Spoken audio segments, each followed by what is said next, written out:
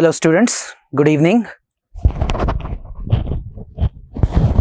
Should we start? Or wait for others to join? Okay, if you have any doubts from the last lecture, you can please ask. Any doubt? Because we have almost covered the ethics, the first chapter of ethics, which involves the human interface part. The values part is something that is remaining, which we will cover today. Okay, we'll also discuss one or two questions so that we get an idea about how you are going to use the same content, how you are going to think on the questions. Yeah, so let's start. Values part.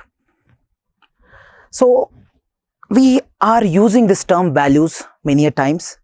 Yesterday also we used that we have many values, values are important, some principles are important, etc., etc. But when we specifically use this term values, what do we exactly mean by that? So we use this term values in mathematics also. In maths, when we are using values, it means some kind of a number. X is equal to 10, X is equal to 20. We give particular number. We put value in something. Now when it comes to ethics, value simply means what is really important for you. The term value, when we are using this term, value, the word comes from valere. Valere is a Latin word which simply means importance or worth. What is the worth of something for you? What is the importance of something for you? If something is very important for you, you'll keep it as a priority. Whenever you have to take decisions, you will give priority to something that is worthy, that is important for you. So these are your values. For example, let's say at your home, you're using your mobile phone, you're talking to someone on WhatsApp. After some time, suddenly your mom comes and she starts checking your cell phone. She starts checking whom are you talking and all. Now see the difference between values. For you, value is different. This secrecy, or let's say privacy, rather than secrecy, I would call privacy as the right value. You don't like your parents' behavior that they're checking your cell phone, because for you, privacy is an important value. You give importance to privacy. Whereas your parents, for them, transparency is important. See, both are values. Privacy is a value, transparency is value. You give importance to both, but when it comes to the comparison, you give more importance to privacy over transparency, whereas it is the exact reversal in case of your parents. Okay, so simply if I have to define what are values, these are fundamental ideals accepted or adopted by society. In terms of society, in terms of individuals, in terms of organizations, you can talk in terms of anything. For an individual, for a society, for an organization or institution, some fundamental ideals are very important. The entire society gives importance to some values. For example, peace is an important value. Throughout the world, entire society throughout the world gives importance to peace. Peace as a value. Or what we can take, happiness. Happiness is an important value. Right? Now, if you see things society specific, organization specific, class specific. So we can take example of middle class. So let's understand, let's consider middle class as one society. So in middle class, you'll find one important thing, that they will give more importance to hard work. That if you do hard work, you will do good, you will have a good life, you will have a stable life. The reason being, middle class is very interesting class. If they do not go for hard work, if they do not earn today, they'll get into the lower class or poor class. And in case they go for this hard work, they don't talk about smart work much, they talk more about hard work, because they can remain stable in life. The financial stability which is required over here can come from this value of hard work. So it is common. Then nowadays wars are going on, Russia-Ukraine war, Hamas conflict, etc. Now in any society where war is going on or war-like situations or conditions are existing, in such a society you will find that people will give more importance to courage. Those people who are very courageous, who can fight, these people will be given importance. And as a society, see, people are learning from others. When one person who is courageous is given more importance in the society, others will also try to inculcate that value in themselves. So courage as a value is important in a society where war-like situations are there.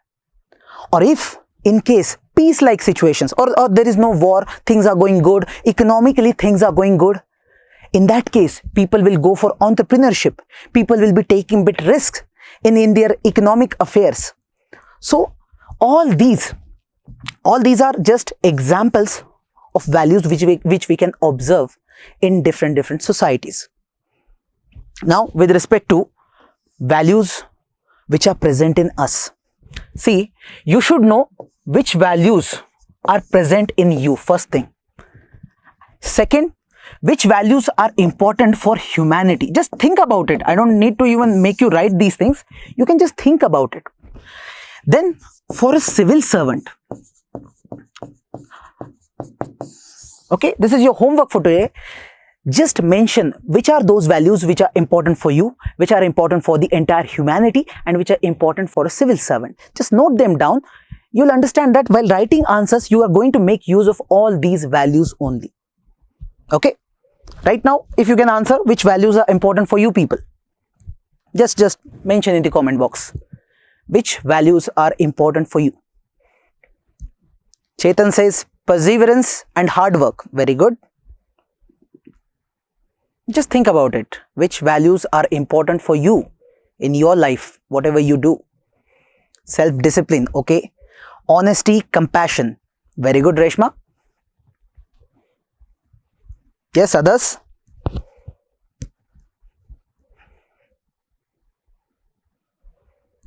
Yes? No answers? Okay. Now, all these answers are correct. You should know yourself, especially when you are writing essays or you are writing answers in ethics paper. You should have clarity about yourself. The natural flow or the natural answer will come out from you if you know yourself. Okay, especially those philosophical essays which you are going to write. If you know about your own values, that would be good. Now, values which people have, for example, obedience. In a classroom, obedience is expected. In the family setup, at your home, your parents expect that you be obedient. Whatever they are saying, just accept it. So, obedience as a value is considered to be very important in our society, right? At least Indian society. Or if you go to army, obedience is very important. They cannot compromise on such a value. Courage gets importance. Yes, courage is considered to be very important value. Commitment, especially in personal relations, also in the public relations or your professional relations. Commitment is very important. If someone has said something, someone has given you a particular promise, then you have to be a man of word. You have to adhere to it, and your commitment matters. See, these are values. Nobody is going to give you any punishment for not adhering to values, but you, if in case you follow these values, if for you these values are important, you adhere to them, then you will be considered a better person, right? Punctuality, compassion. So we have a list, such values. I can give you an entire list, or rather you can make a simple list of values which are important for any one of us. Think about humanity. Compassion is a good example to say that it's a value which is important for entire humanity. Empathy is a good value. As far as civil service values are concerned, we have a special topic on that, foundational values of civil services. There we will study which values are important for a civil servant. Okay, done with this part. Now one thing we understand, there are so many values. It's not like there's one value or two value that we adhere to. In our life, many values are important. For me, for example, courage is important. For me, commitment is important. Punctuality is important. Compassion is important. Obedience for me is not that important. It is important, but not that important. Now comes one point wherein if I have so many values, I adhere to so many values, is there any hierarchy? Value number 1, value number 2, value number 3. Let's say value 1 versus value 2. If I am in conflict between two values, then I have to choose one. See, let's say I have one option that either I can come to the class on time, that means I can be punctual, or I can give my best to the class, or I can give importance to the qualitative teaching. Out of these two, only one thing is possible. Why? Because to come on time, I have to leave early from my home. In case if I don't leave early, if I take that time to come up with some content for you, some qualitative content for you, if I invest that time, I can give you a better content over here, better knowledge over here. Now in that case, I have a conflict between two values. Right? Now, what is important for me? What is important for me? I'm not talking about you, I'm talking about myself. I might be adhering to multiple values, and those values must be having some hierarchy.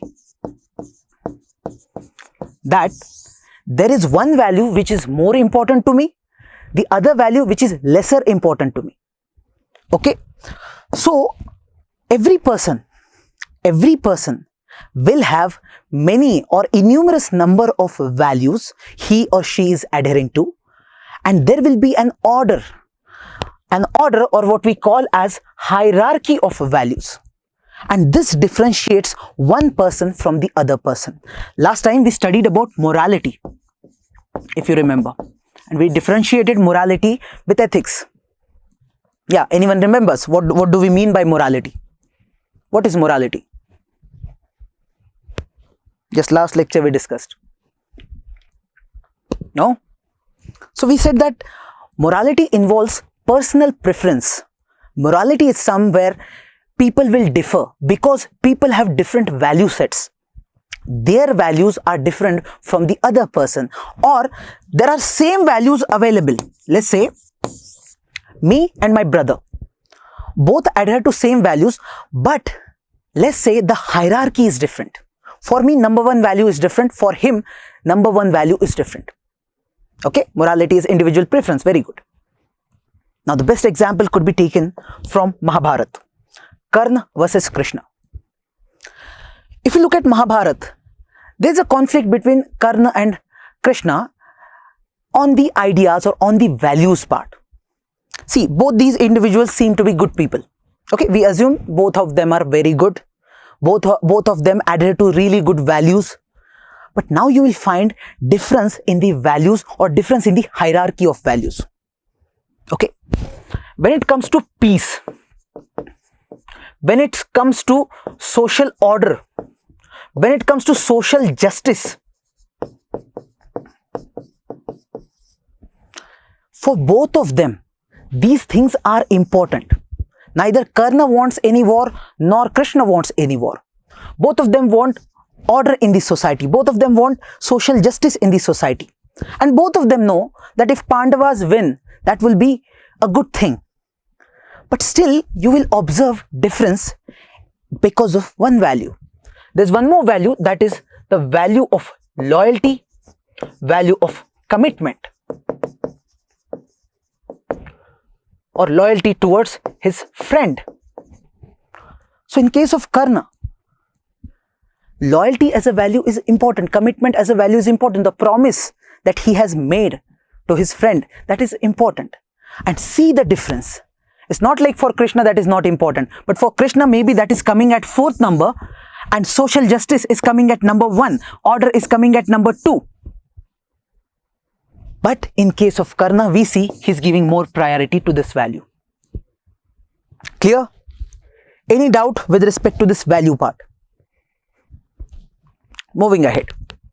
When you're writing answers, you can utilize such definitions. I'll show you. For example, in case you're writing about values and ethics, this is a very good line. Values and ethics are silent architects of our character.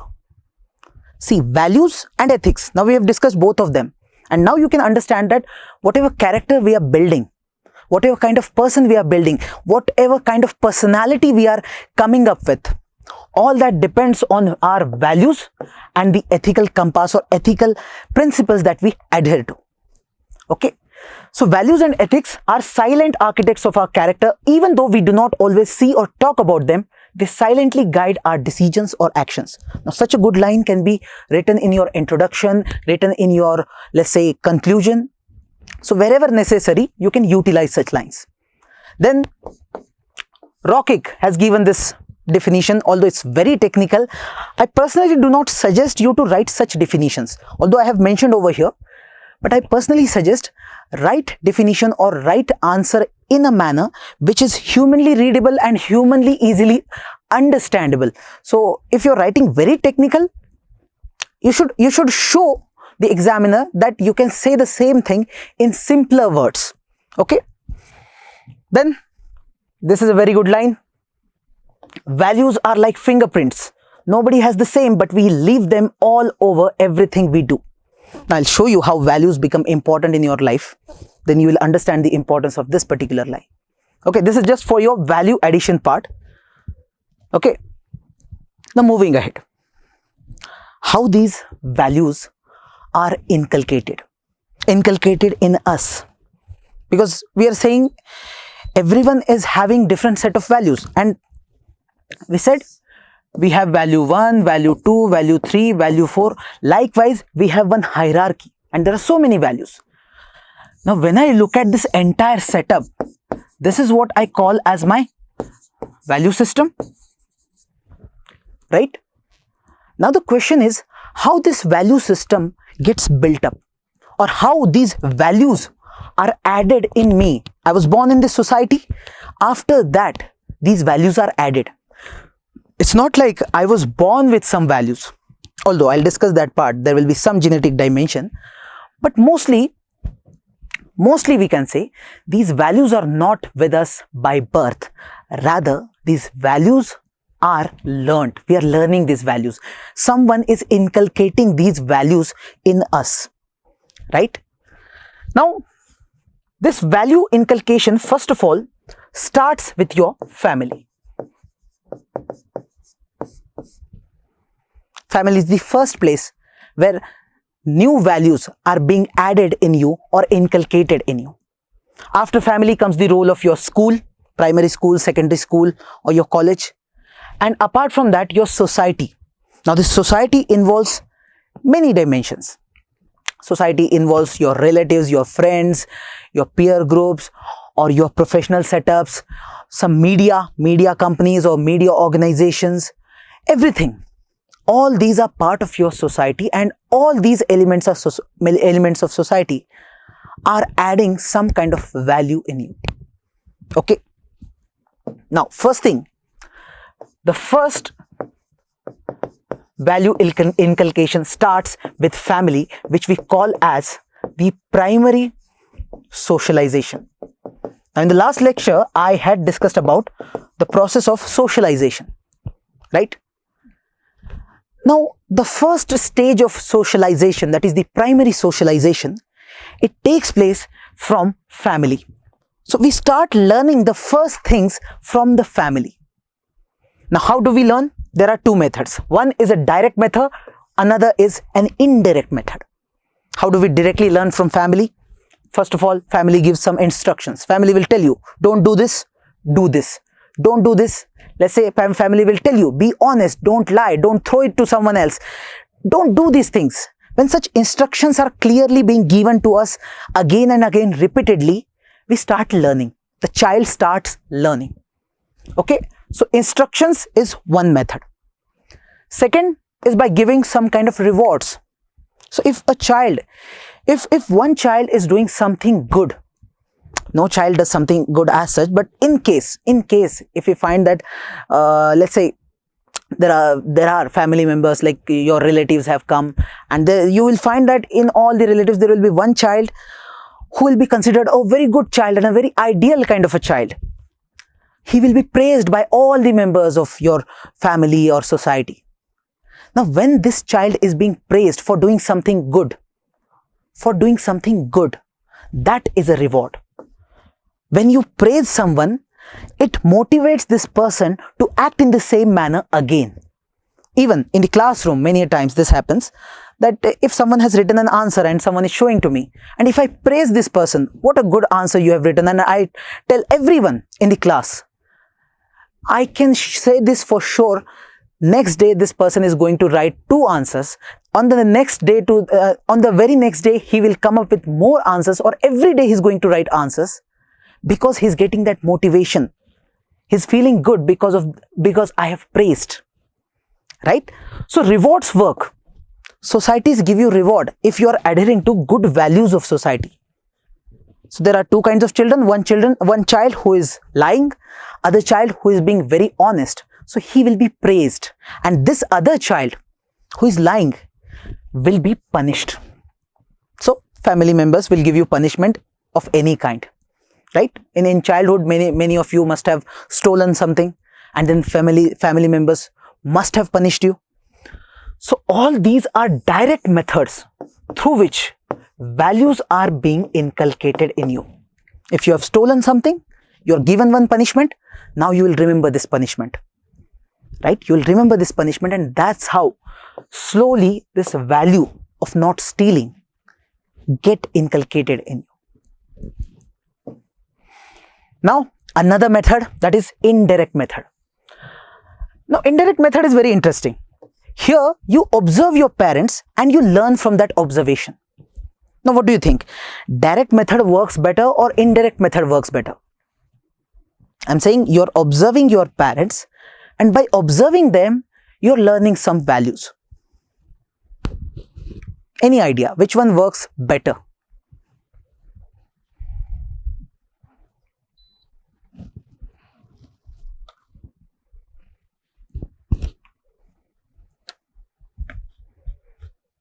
Chetan says observing. Indirect method. Okay. So see, both methods work, but this indirect method is interesting because here parents are not making any additional effort as such.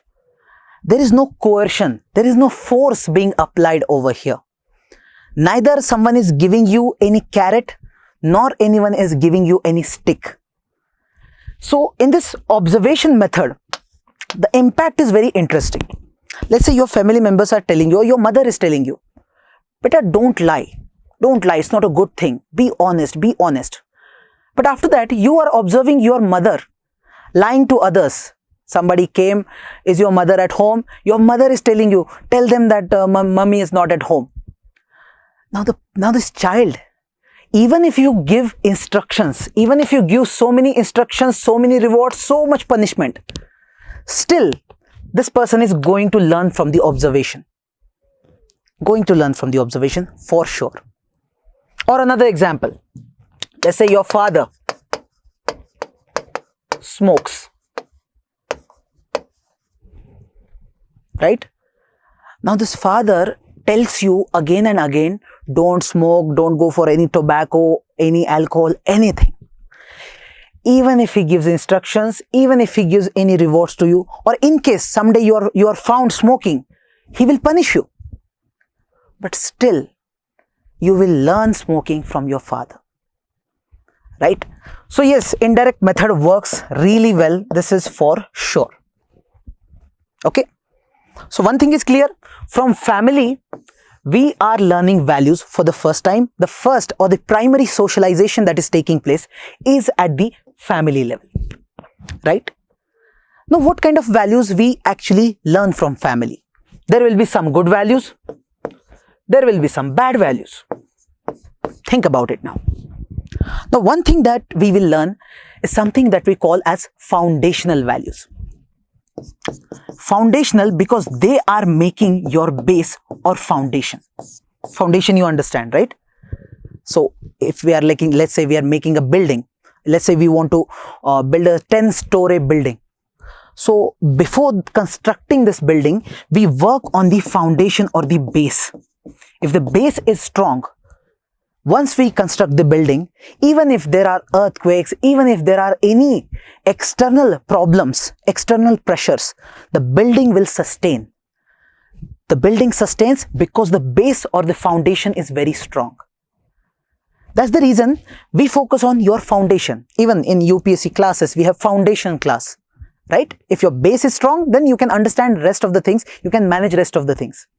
Now see, I'm saying there are some foundational values that you're going to learn. That means some values which are fundamental to you, which are foundational to you, which make your base.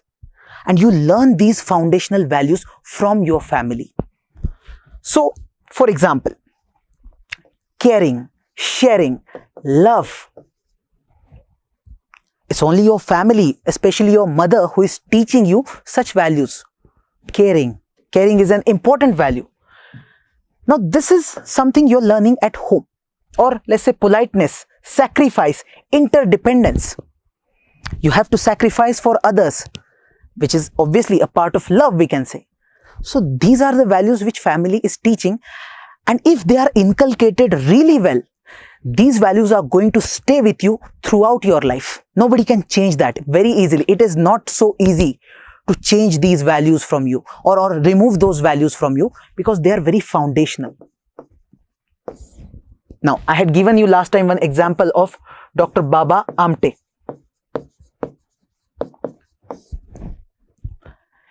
He learned few values from his parents, from his father, right? So those values stayed with him. They became part of this person. These are those foundational values. Now there is one problem. When your foundation is getting built, you might learn some good values from your family. You might learn some bad values. If you're learning caring, sharing, politeness, sacrifice, these are considered to be good values in the society. But in case you're learning something wrong, let's say you're learning discrimination, you're learning racism, patriarchy, casteism, these are also those values which we learn from family, our family, Indian traditional family. So somewhere some bad values are also inculcated. The point is, whether we get good values or bad values, these are going to be your foundational values, and these foundational values are going to have the highest impact on yourself. This is applicable to everyone. So family matters. You belong to which family, you belong to which environment, that matters. Clear? Any doubt till now? No? Now, family is done. Family has inculcated whatever values they wanted to inculcate. Now comes the role of your education system, your schooling. So, you see, I've mentioned the age over here because this is the time you enter into the school. That doesn't mean the role of family has ended. You're still staying with your family members. So, when you were a child, 0 to 1 age, till let's say 18, 20, by whatever time you're staying at home. But that initial period till till the age of 5, only parents are with you, right? After that, now you get in touch with the educational institution. So you are in touch with parents as well as educational institution. Now there will be some impact of these schools on you. Now in the schools, first of all, you meet your primary teacher, and it is being considered that the primary teacher is nothing but a replacement of your mother. So just like a child has attachment with the mother, a child will have attachment with the primary teacher, right? So now the values of this teacher will also be transferred to this child, just the way mother's values were being transferred to the child. So here again, some of the foundational values you are going to learn in this particular phase. Clear? Again, these are foundational values for you. These are going to stay with you forever. Now, after this, at some point of time, Now this foundational learning stops and now you learn other values. Those will be secondary values or what we call as professional or instrumental values. So 16 onwards. Now this age bracket is not important. I've just mentioned it for your understanding. Okay, you just need to briefly understand how educational institutes have role in building your value system or adding or inculcating some values in you. So some professional values. Now teacher is going to teach you many things. Now by this age 17, 18, 19 you get into some professional education. Let's say you're doing BTech or you're doing MBBS or whatever. There you learn some professional values. When you get into some higher education, now understand one thing, by the time you reach at the stage of higher education, your foundational values are already built. They have become very strong. Now it's very difficult for anyone to change his values at this particular moment. Although you will learn some values, but I call these values as secondary values, not the primary or foundational one. Okay, so it's very rare to see change of values at this stage of life. Okay. Now, when you are in school or when you are in college, we are saying values are getting inculcated in you. Now, mostly we think that in the school, it is the interaction with teacher which is the core reason why some values are getting inculcated. That means you are learning from teacher. But there is something called peer group or your friends, your classmates. There is a substantial role played by this peer group or friends in inculcating some values in you. Rather, I'll say as compared to teacher, the role of this peer group is going to be very, very important. Okay. So that's the reason, again, parents are very much concerned every time. Who are your friends? Who is your company? So from the company, they can understand what is going to happen with you, what kind of values you're going to develop with time. So you see, it is also said that you are a reflection of your company. If your company, when I say company, it could be your friends, it could be the books you read, it could be the movies you like, the songs you like. All this shows your personality or your values. Okay, so there will be a key role played by these people also. And when you are in the school, when you are doing so many activities, from those activities also we learn many values. For example, in school, let's say there is the teacher has gone for some kind of activity. So in that activity, some group activity is going on. They're playing or let's say whatever they're doing. In those activities, children start learning some values. For example, managing crisis. Let's say they are playing. In that game, there would be some conditions wherein the opposite team is winning. So, or there is some kind of a crisis. So the children start learning how to cope up with this crisis or how to play together or the value of cooperation. How to cooperate among each other. This is something they are going to learn and such values will be inculcated. Okay. So that's how we see the role of educational institutions in value inculcation. Now, role of society. Now, when we say society, many things will come up. Now, first thing that comes in my mind is the quality and quantity part. First of all, the quantity part matters. Some people interact with society more, some people interact less. So we call some people as introverts, some people as extroverts. These extroverts, they get in touch with people, they go for social gatherings, they interact a lot. Whereas those who are introverts, they interact relatively less. Okay. Now, this quantity of interaction matters because if you're interacting less with the society, then that means the values of society will not be completely inculcated in you, or it becomes a bit difficult because your interaction is less. So inculcation process will be relatively slowed down. Whereas in case of those who are very extrovert, they are continuously interacting with the members of the society, the inculcation will be relatively on higher side. Okay. Then the quality part. Some societies are progressive, some societies are regressive. And you will learn, you will get the values, the good values or the bad values from your society. If your society is very traditional one, you look at Indian society only. Few years back or by medieval times, what you observe is a very traditional society. In this traditional society, caste system is very important. Religion is very important. Untouchability is very important. Sati tradition is very important. So if you're living in such a society, then you're going to learn those values. You will give importance to those values. But what India did? India brought a constitution. Now what is the importance of Indian constitution? Indian constitution tries to turn India's traditional society into a modern society. Our society was traditional when constitution was brought in. But in the constitution, we observe there are modern values.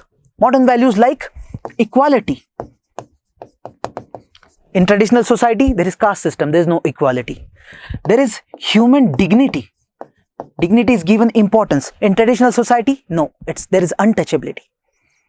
So, when you observe such things, you understand that the quality matters. Whether your society is regressive or progressive, that also matters. That also decides what kind of values will be inculcated in you. Right? Then, membership of which group? Whether you are in a homogeneous group or you are in a diverse group. Now, this is something I explained to you yesterday. That if you are living in one kind of a group where everyone is same, then your values will be of the same kind. You will become relatively conservative. And where you have people of different types, people speak different language, people hold different values, here you will develop some tolerance. You won't be that conservative. Okay. Now in this society, you will interact with media. Media has one of the most important role.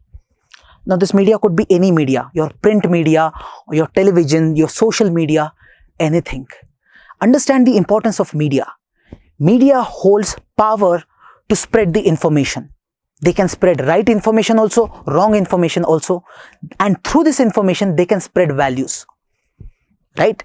So the kind of movies you watch, the kind of news channels you're watching, the kind of books you're reading, everything will have some impact on you. Now here, if the media is portraying some role models as good people, then you will learn from that person. If they are giving importance to Gandhiji, they're showing that Gandhiji is so good, they'll show non-violence, patriotism, empathy of Gandhiji. You will also start learning that part. But instead of Gandhiji, if they start showing someone else as the role model, then you might learn something else. That's possible. Then you have art and literature. So, for example, Ramayana, Mahabharata. Now, I have given a list over here. This is for you.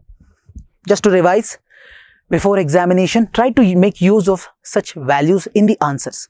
So in Ramayana and Mahabharata, we study, we get to know that these values are being considered as important.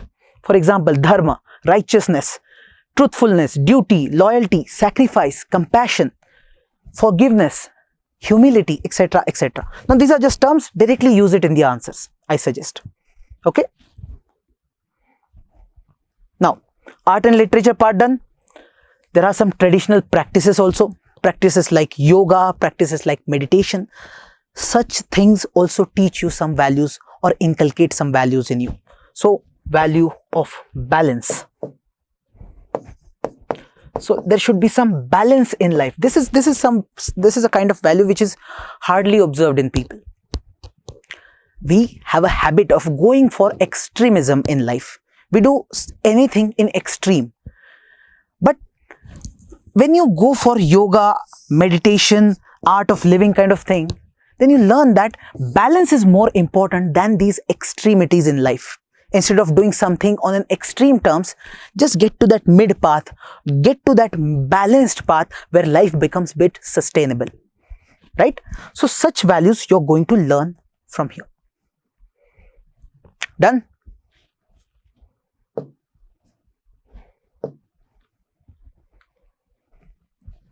Okay.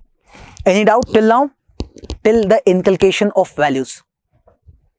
Now just basically if we try to define the characteristics of values, when we look at values, what do we see? Now this is very basic, now you can understand, I don't need to even tell you this thing. First, values are innumerous. There are so many values, thousands of values. It's not like one or two values, innumerous. Second, these are learnt. The values are not there with you by birth, these values are actually learnt by you. When you enter into society, human society, you are learning these values. Then, values are dynamic, they change with time and space. There are some values which change with time and space. This part I'll discuss in detail.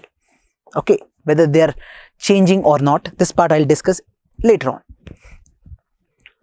Or just take one example, this example of sati, this caste system, or what we call as inequality as a value. There is inequality as a value which used to exist in our society. Right now also it exists for many people. But maybe after some time it will not exist. Equality will be given importance, right? Now some values are stable and difficult to change. Now here I am talking about the values that you learn in your childhood. It's very difficult to remove those values from you. And there is a conflict also many a times. What you learn at your family level and what you're learning in the outside world, sometimes that could be contradictory. So in the family, what you're learning, that love others, do some sacrifice for others, give importance to others, or what we call as altruism. Altruism is important, cooperation is important, sacrifice is important, love is important. This is what you learn at home. When you get into the outside world, they say competition is more important. Competition is more important. Instead of love, go for fighting with others. So sometimes there will be conflict also. But it all depends on how your foundational value system has got developed. Okay. So they are very much stable, deep rooted in your subconscious. Then in case you're looking at something very new, something that you had never seen, and now you're being asked to judge whether you like it or not. In that case, you will try to make use of the values that you already have and then decide. So let's say someone asks you, nowadays there is a technology of human cloning. What do you think about it? Is it good or is it bad? Now there is artificial intelligence. Is it good or is it bad? Now whatever decision you take, whatever opinion you have built about it, yes or this side, supporting or not supporting, it depends on your values. You will use your values. If in your values, privacy is more important, then you might not like artificial intelligence because sometimes it is breaching the privacy of many people. Or in case for you, this technological innovation as a value is very important, then you will love artificial intelligence or any technology that is coming into picture. So values act as the basis of judgment. Whenever you see anything that is new in front of you, these values will act as the basis of judgment. On the basis of your values, what is important in your values, you will decide what is right, what is wrong. So somewhere we are talking about your morality over here, right? Which would be different for everyone. Then these values, they are intangible and abstract. What do I mean by that? Intangible. Tangible means something that we can touch or something that we can feel. This pen I can touch, I can feel it. It's a tangible object. Intangible means something that you cannot see, that you cannot touch, that you cannot feel. So you look at mathematics. We say there is one pen, there are two pens, there are three pens. But 1, 2 or 3, it's an abstract number. Mathematics works on abstract principles or abstract stuff. What is 1? This is one pen. I can see the pen, but I can't see 1. Where is 1? So just like mathematics, these values are also abstract. You can't see values. You can't see values. What you see is a norm. You see norm, but you don't see values. So if I have to give you the example right here, yeah, values versus norms. What's the difference? You see, in Indian society, we say that you should touch the feet of your elders. That's a good thing. That's a good habit. That's a good norm. Touching the feet of your parents or your elders is a norm. And this norm is based in the value which is respecting elders or respecting others simply. Value is respecting others or respecting elders, and this value becomes part of our behavior, or in our society this value is seen through this norm of touching the feet. Means if you touch the feet of elders, it is assumed that you are respecting elders. Now in Indian society, we touch feet. In Japan, they bow down. In America, they don't bow down, they don't touch the feet. But does this mean they don't respect their parents or respect their elders? No. So this norm could be different. Society to society, it might vary. It is just the manifestation of the value. Real thing is the value. How you respect could be done in a different manner. So when we say norm, it's the expression of value. There is a value hidden behind it. Because value is abstract, you don't see value.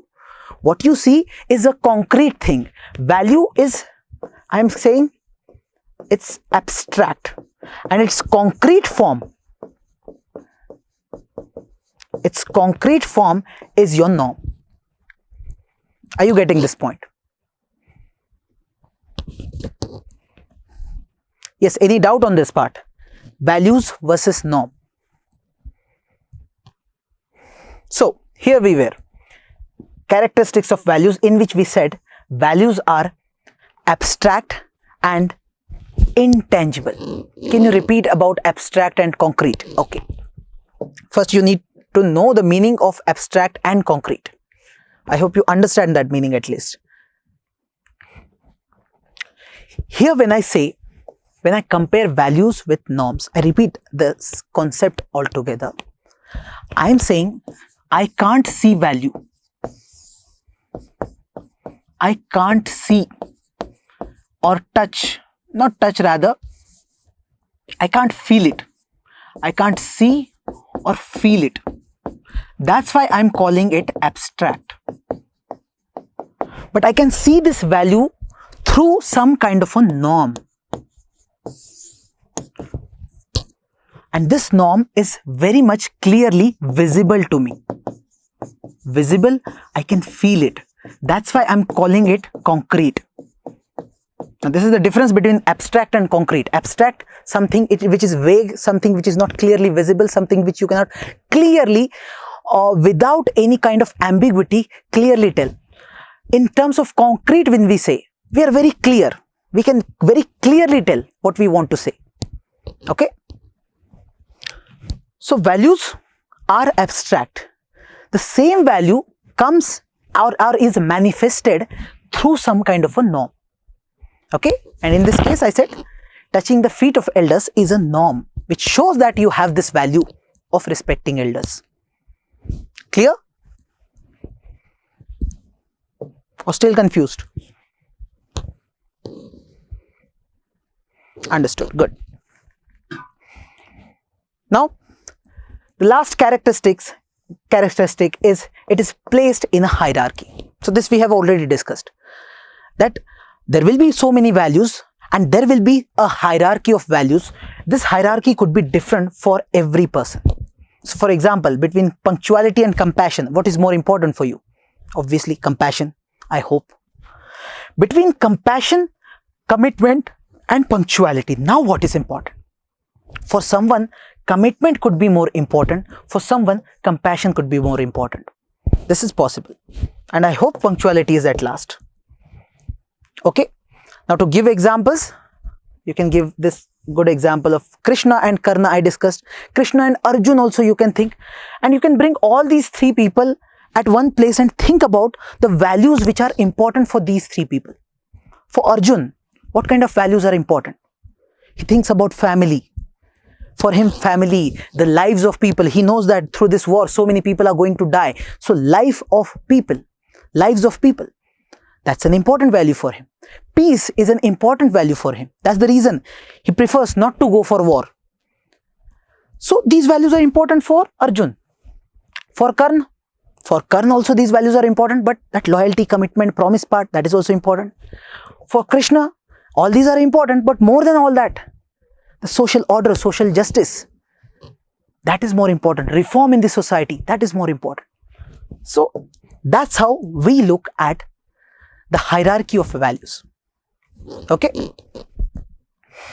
Now, are these values objective or subjective? Now, when we say objective, when we call something is objective in society or values are objective in society, objective would mean everyone in the society accepts that this is our value. If there is 100% acceptance in the society, that means every member of the society is accepting, then it will be called as completely objective. That means values will be called as objective. If no member of the society has any common value in them, the values I have, the values you have, if there is nothing as common between us, that will be the case wherein we call it subjective. If values are subjective, then there won't be anything common. But if values are objective, then all the values will be common between or among all of us. Now see, neither values are completely objective nor they are completely subjective.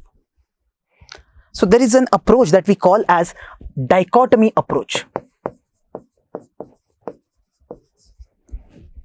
When we look at things, there is one approach wherein we look at things through dichotomy approach. Dichotomy means two things are involved. This is one extreme, this is another extreme. So either they are objective or they are subjective. Okay. When you go through dichotomy approach, we look at things this way. But there's another method that is called as continuum approach. And this is the right approach, especially in ethics. Continuum approach will say that we can't have this dichotomy that either you are on this side or this side. You can be in between. So this could be a complete spectrum. You could be somewhere here, somewhere here, somewhere here, somewhere here, somewhere here. Okay. So values are objective or subjective.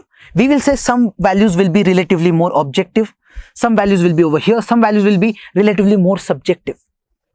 To show the difference, if we talk about values like peace, peace as a value, you see, entire world will say that peace is an important value.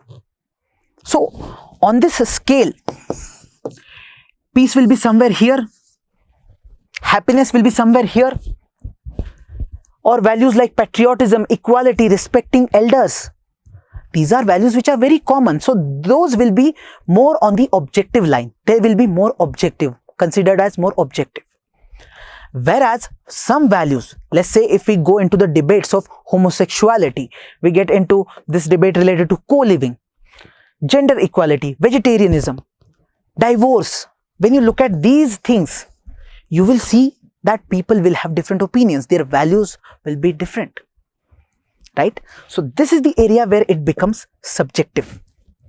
Okay. So there will be some segments, some areas where value set might differ in people, and there will be some areas where value set will be similar among all the people. So is it subjective or objective? Neither completely objective nor completely subjective. Okay. Now we can make such diagram also if we want to, when we are writing answers, you can make such diagrams that there are some values which also keep on changing with time and space. They are not the same. Now first thing, one is objective or not objective or subjective. Other one is whether they remain the same or they keep on changing. When we say values remain the same, that means they are static. And when we say values keep on changing, that means they are dynamic. Now this change could be due to anything. The change could be with time. And in ancient times it was different, in medieval times it is different, in the present time it's different. With time it is changing. Or it could be with space. That in different areas there are different values. In America there are different values, in India there are different values. Such things might happen. So are values static or dynamic? Again we will have this continuum approach. There will be some values which remain static. So you look at any society at any point of time, there are some values which are common. Value of peace, value of justice, value of happiness. Whereas again, those things where we see that debate, that's where this dynamism comes into picture. So for example, in India, before 1990, before this what we call this LPG reforms and all took place, if you look at India before that, India was relatively socialist. We had socialist values dominating. And after 1990, we see that the capitalistic values got into our society. So whenever even you look at any traditional society, and if that traditional society is in the state of transition towards modern society, we will see change in the values. So some values will keep on changing. We talked about wartime, that when there is war, courage will be given importance, patriotism will be given importance. When there will not be any war, few other things like cooperation, fraternity, love, all these things will be given importance. So values might change. There will be dynamism also. So again, the answer would be, we have to go for this continuum approach. Neither they are static nor they are dynamic. Okay. Now, there are some examples to show how values change with time and how some values are universal and eternal. But I'll discuss this part when I discuss a PYQ, because this content sets the answer for your previous year question directly. So from the same topic, they have asked question, we'll discuss that part. Before that, what happens when you do not have values? Yeah, any idea before I say? In case you do not have values, if in case of lack of values, what will happen to you? What do you think? What will happen to you? Will you be in a kind of a problem?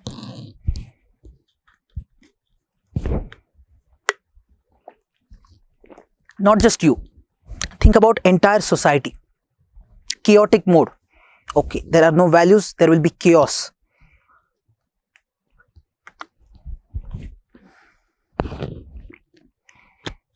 Possibly. Wrong decisions. Very good. You will take wrong decisions. Social order is not maintained in society. Very good. So now you people are on the right track. Now first of all, if we look at an individual, if there are no clear values, or let's say you have some values with you, but you don't have clarity on the hierarchy. So which one to be given importance, which one should not be given importance? If you don't have the clarity on the hierarchy, in that case also, there will be a problem that we call as dilemma. You will be in a dilemma or a scenario where you are confused. So most of you or many of you must be going through confusions all the time. What should I give importance to? Should I do this or should I do that? So there will be ethical dilemmas continuously when there is lack of clarity on values. Now in the case of Mahabharata, Karna is the best example to see, where he was continuously struggling whether I should go on this side or that side. Right? Why this confusion is there? Because this hierarchy of value was making him confused. He was not getting the clarity, although ultimately he got clarity and he took the decision. Anyway, when we have to take decision, we have to set that hierarchy. But till the time there is no clarity, till that time you will remain in dilemma. Then in relationships, if there are no values, value of trust, if you're not honest with your partner, then obviously that relationship will be at stake. So this relationship directly ends. What we can say is it will completely end because there is no trust. So values are needed. If there are no common values in a society, look at any society, look at Indian society, Afghan society, any society. If there are no common values in the society, the social values, if they are not same, then it's very difficult for that society to live together. What will happen? There will be polarization. Polarization on some kind of ideological lines. Polarization, you understand, right? Let's say there is one pole, there is another pole, there are people here, suddenly an earthquake is coming. So because of the news of earthquake, some people have gone here, some people have gone here. Now, when we say polarization, what we see even in present conditions in India, sometimes we see polarization, especially at the time of elections, right? Polarization on the ideological lines. Why that is happening? Because of differences in the values. So, common values are needed for the society to remain together happily, coexist. If it is not there, then there will be divisions in the society. Then, institutes.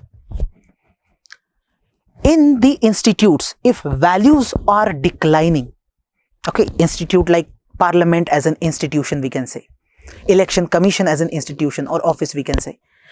Now, in such institutions, when we look at such institutions, if there are no values, values are removed, these institutions are not going to work properly. Rather, people are not going to have any trust on these institutions. Let's say in the parliament or whoever is working in the executive or in judiciary, if everyone becomes corrupt, that means there is no integrity, there is no honesty, there is no integrity, nothing. There is no accountability also. And everyone is corrupt, I'm saying. Now, do you think people of India will trust parliament? No. Do you think people of India will trust the judiciary? No. And if people will not trust government, people will not trust judiciary, this institution will decline. People will reach out to someone else. People will go to something else rather than going to the courts or the government. So the institution will completely decline. There can be social unrest or the chaos that you said. So this happens if, let's say, people have some problem and government is not addressing that. If government doesn't address, people go to courts. And if court also doesn't entertain them, what people will do? They will come on the roads. They will protest. There will be social unrest. Okay. So values are must here. Then if there are no values in the education, what will happen? In case in your education system, we are teaching you so many subjects, we are teaching you, the high class education is being given to you, but we are not giving any values. Then your education is just a kind of instrument, and because of lack of values, this education can be used even for wrong purpose. You will use the same knowledge to do something wrong, or you will not get the complete picture of things because you don't have the right values in you. So in case there are no values, your character will not be developed. Character is very important. Now we'll discuss value education, where I'll talk about how we develop our character through value education. And there's a philosopher called Plato, there's a philosopher called Aristotle. They have talked about this part very much. Even Gandhiji talked about character development a lot. These people say that instead of changing things, what you're doing is you don't like this thing in the world, that thing in the world. You're trying to change these things. This is not the way to work. This is not the right way to change things. Change yourself, change your character. You become a good person.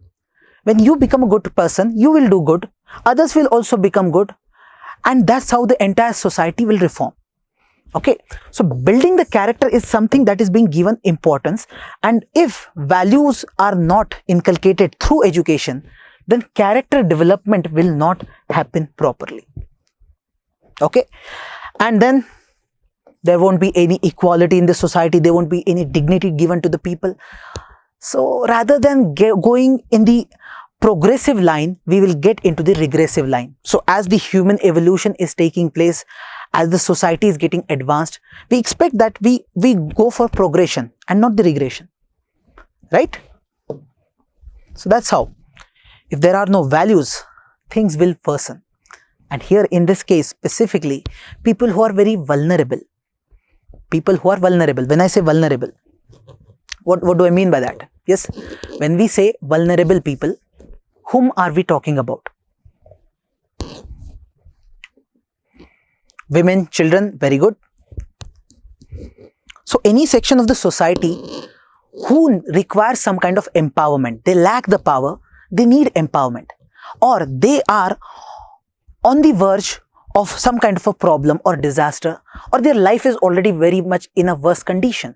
They are very much dependent on others. Look at all such people. Okay, so women, children, the elderly population, or persons with disabilities, or in the war-torn areas like the example of Gaza which I have given you yesterday. These are those people who are vulnerable at this moment.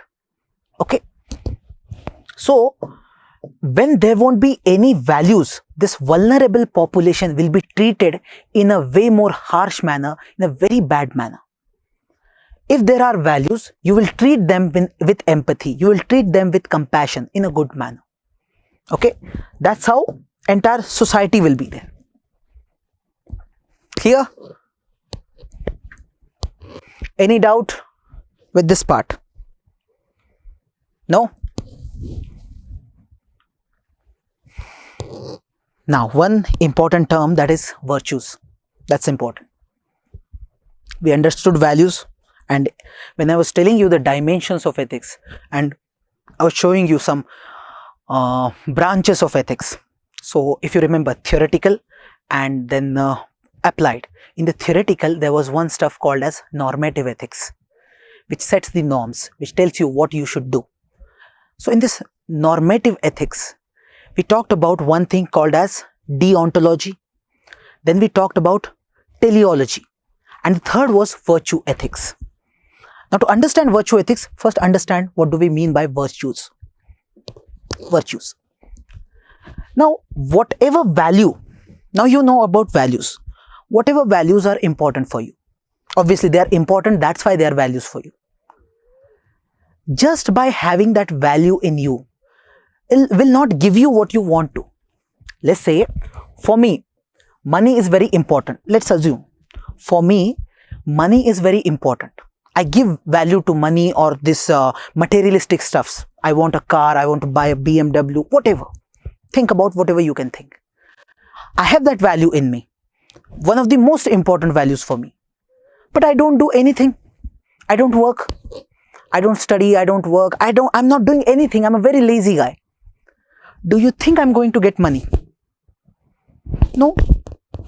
That means just by having value in you is not going to give you what you really want.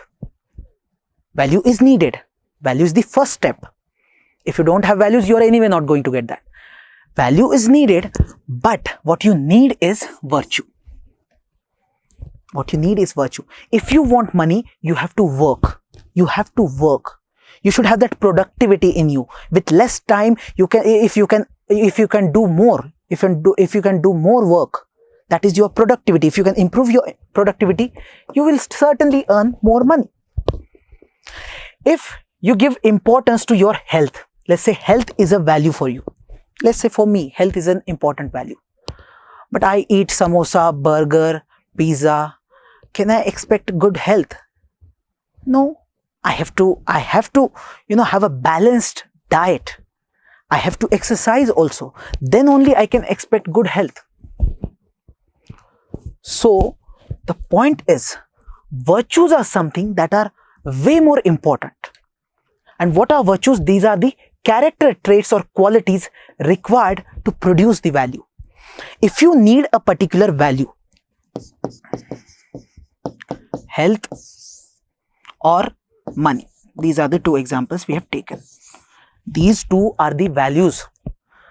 But if I want these values to become part of me, if I want to produce these values in reality, what I need is I have to make some changes in my character. In me, I have to make some changes. So, my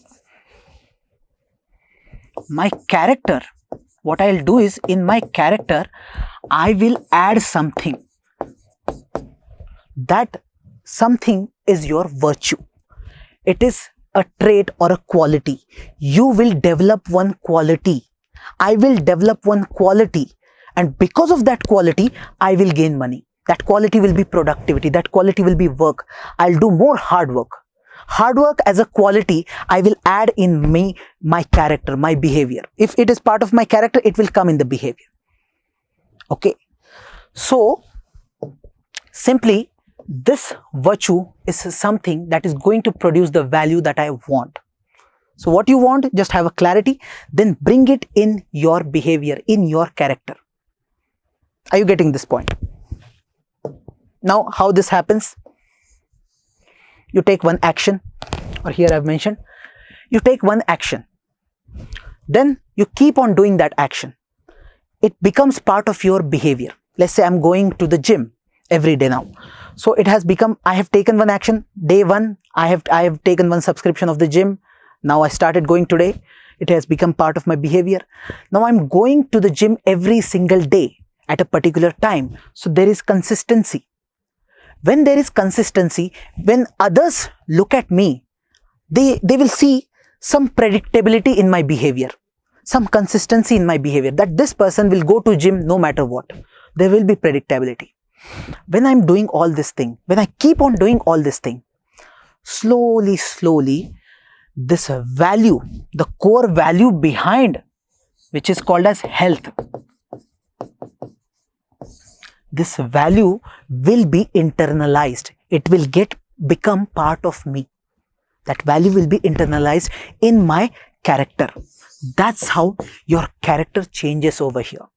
That's how we say the virtue has become part of you. You have become a better person or a virtuous person. So we use this term called becoming virtuous person. And understand one thing, when it comes to values, if you remember, we said values could be positive also, negative also. From family only we said that we learn some positive values, we learn some negative values also. In case of virtue, it doesn't happen. In case of virtue, it's always positive, it's not negative. Because it's building your character. Virtues are those traits which are anyway morally good. Which are morally good. And that's how we try to make ourselves virtuous persons. Clear? Now see the difference between this deontology and virtue ethics. Now, virtue ethics is something Aristotle has talked about a lot. Means Aristotle used to believe that virtue ethics is the best thing. Neither deontology nor teleology is the virtue ethics. That's the best thing. See the difference. In deontology, what we said, your action is important. The rule is important. Follow the rule, follow the action, just go for the right action, no matter what the consequence is. In teleology, we said the end product, end result matters. In deontology, end doesn't matter. We will decide whether your action is right or wrong based on your action only. If you have followed the right rule, if you have followed the right means, if your means are right, if your action is right, then you are morally correct. In case of virtue ethics, we don't talk about action, we talk about the actor, the person. See the difference. Here, if we take the example, let's say you planned a surprise birthday party for your friend. Okay, so you have so many friends, out of them one's birthday. Now you told all your friends that this is how we are planning. Now there's one person who is having this deontology mindset. and he's like, I can't lie, I'll tell this person. If I'm an honest person, I'm a very honest person, I'll follow the rule,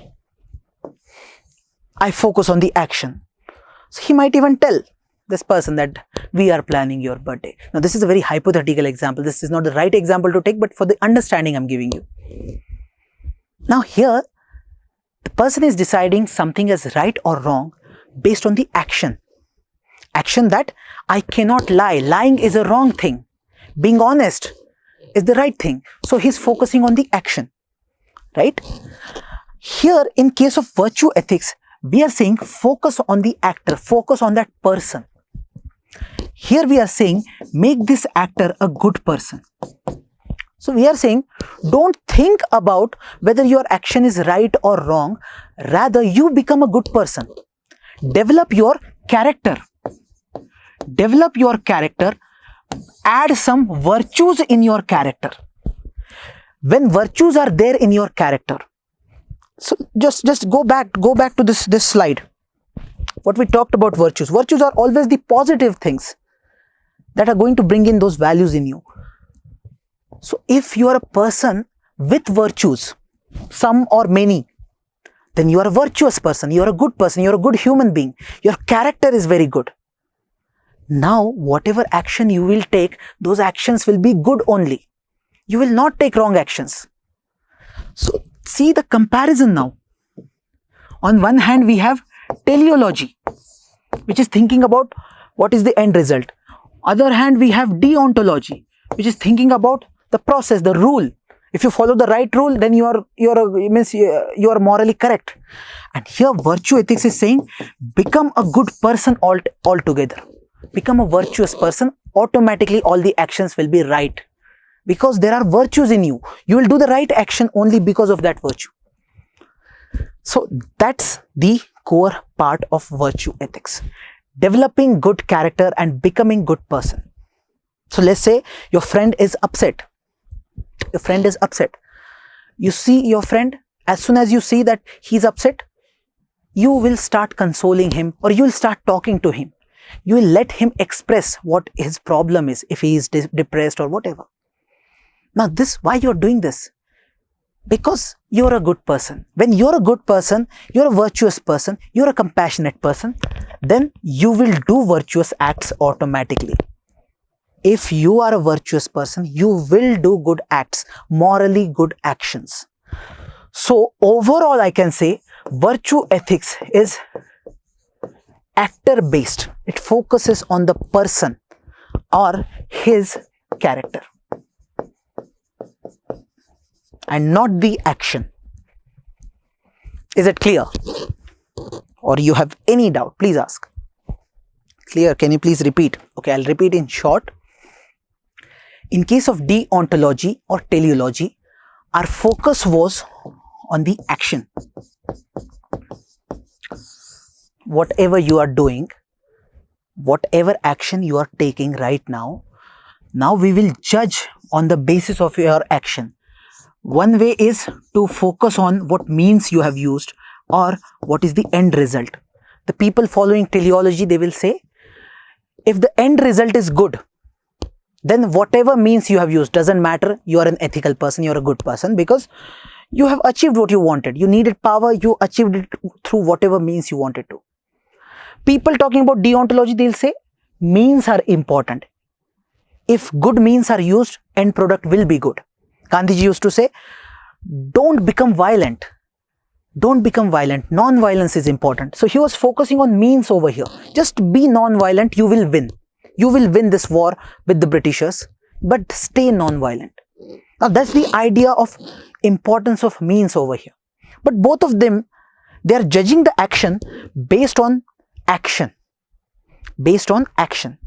The third stuff, wherein we are trying to judge the morality of something, we are focusing on the person's character, actor, not action. Whatever action do, we are not even talking about your action. We are saying just you become a good person. You become a person of good character. In you, if there are virtues, then everything is done automatically. You will do morally good actions only. So just for the sake of example, think about APJ Abdul Kalam. Now he sets as a good example over here that he's a virtuous person, it seems. Think about Gautam Buddha. Think about Socrates. Now these people seem to be virtuous people. They have developed some virtues. So automatically they will do good action no matter what. So for example, just for the example, even you can write this example in essays if you want. When this Pokhran test was being conducted, at that time APJ Abdul Kalam was heading that project in the Pokhran 2 I'm talking about, and Atal Bihari Vajpayee was Prime Minister. Now at that time, this is a informal discussion in which Atal Bihari Vajpayee was very much concerned about this thing, that this Mr. Kalam is having values of a kind wherein in case any animal comes to that Pokhran area where the project is going on, and because of this detonation, there's a possibility the animal may get hurt. So because the animal might get hurt, he can stop this entire project, and a project which is so important for this country, which can change everything for this country, even he can stop that project for that animal. Because he's a virtuous person, he'll do the right thing. For him, that animal's life is as equally important as to the human life. So my point is, I'm not arguing whether he's a virtuous person or not. I'm assuming he's a virtuous person. I'm just saying, if you are a virtuous person, anyway, whatever actions you will be doing, those will be good actions only. Morally good actions. Clear?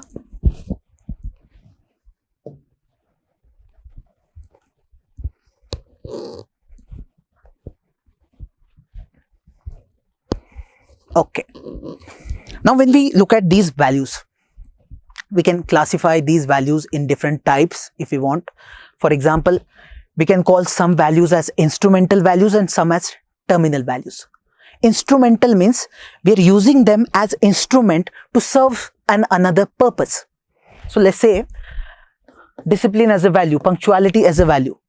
Through discipline, I want to get something else. Maybe through discipline, I'll get money, or I'll get some kind of happiness, or whatever. I'll get some satisfaction, whatever it is. But these values are not end in themselves. They are means, they are instruments. That's why we are calling them instrumental values. Whereas happiness, bliss, peace, this is something I want as an end result. Maybe by being a courageous person, an honest person, I'll be happy. If I'm an honest person, I feel that I'm happy. If I have to lie, I have to, manipulate people because of any compulsion, then I'll not be happy with myself. I'll not be satisfied. So look at this value. This one is instrumental. This one is terminal. Terminal means the end value. That's the thing I want as an end result in me. So this could be one type. Another could be positive values, negative values. This you can easily understand. Positive would be those values which your society wants that these values should be there in you. All those are positive values. And negative, society will say these are not good values. So being dishonest, being lazy, laziness as a value will not be considered a good value. Then religious values and secular values. So religious texts will give importance to few things. Secular texts will give importance to few other things. So there will be difference. Universal versus parochial values. Values which are present everywhere. Those are universal values. Truth, happiness, compassion, justice, dignity. These are universal. They are present everywhere. And when I say parochial, or you can simply, in simple terms, you can call them narrow values, narrow-minded values. So you look at the cultural dress code, local traditions, some things are taboo in some societies. So you look at the values behind them, those are parochial, very narrow values, wherein you give importance to only your culture, your society, or your religion, or your caste. So such narrow parochial values will be there. Then temporal or eternal values. Temporal means one which changes with time. Eternal means which do not change with time. So one which change with time, you see the slavery, child marriage, sati. So there will be injustice to some extent, there will be inequality to some extent, which is observed here, and you see some eternal values which are 100% present throughout the time. So happiness, peace, brotherhood. So you can categorize on your own. It's not like there's a fixed classification as such. You can make such classifications according to your own will. Okay. Now comes the important part, that is value education. See, now we have understood all the values and all. These values are supposed to be inculcated in us. And when we are talking about values, here we are talking about now good values only. Good or positive values. Now those values which are considered good or positive values in this society, we want such values to be inculcated in all of us. When you inculcate or instill these values, that process is called as value education. Now this value education can happen through any medium. See, from family you are learning values, so that could be one source. From media you are learning, from movies, from books, all these are sources. But our focus will be more on our education system. How we can instill or inculcate these good values or human values in all these citizens or all these human beings through our education system. That is something we need to focus on. Now if you read the ideas of Plato and then ideas of Gandhiji, there's a lot of similarity between Plato and Gandhiji about education, about the value education. Now, both of them feel that if we start working on individuals since childhood, that's the best way to change everything. Now, since childhood, the children should be educated, and in the education, you should not just give the education of different subjects, there should be moral education involved. And here, we should focus on instilling the values of humanism, good-hearted and responsible citizenry. So for you to become a good human being, whatever values are needed, those should be inculcated in you through one way or the other. For example, Gandhiji used to talk about this thing that you do the menial tasks. So when you do menial tasks, let's say even you're cleaning the house, Gandhiji used to think that every child should be made, every child should have obligation even in their school or at family, that they have to clean. In whatever area they live, they have to clean that area. Because when you clean, you learn some value. You start respecting people who are doing this cleaning work. First thing, you start respecting that work. You start respecting the dignity part. So this is how you learn values. Or cleanliness in itself, hygiene, having that hygiene or cleanliness, that's one value. Health is one value. So through some activities, you are learning values. So there will be different activities which can be there. So for example, Gandhiji talked about this concept called Nai Talim,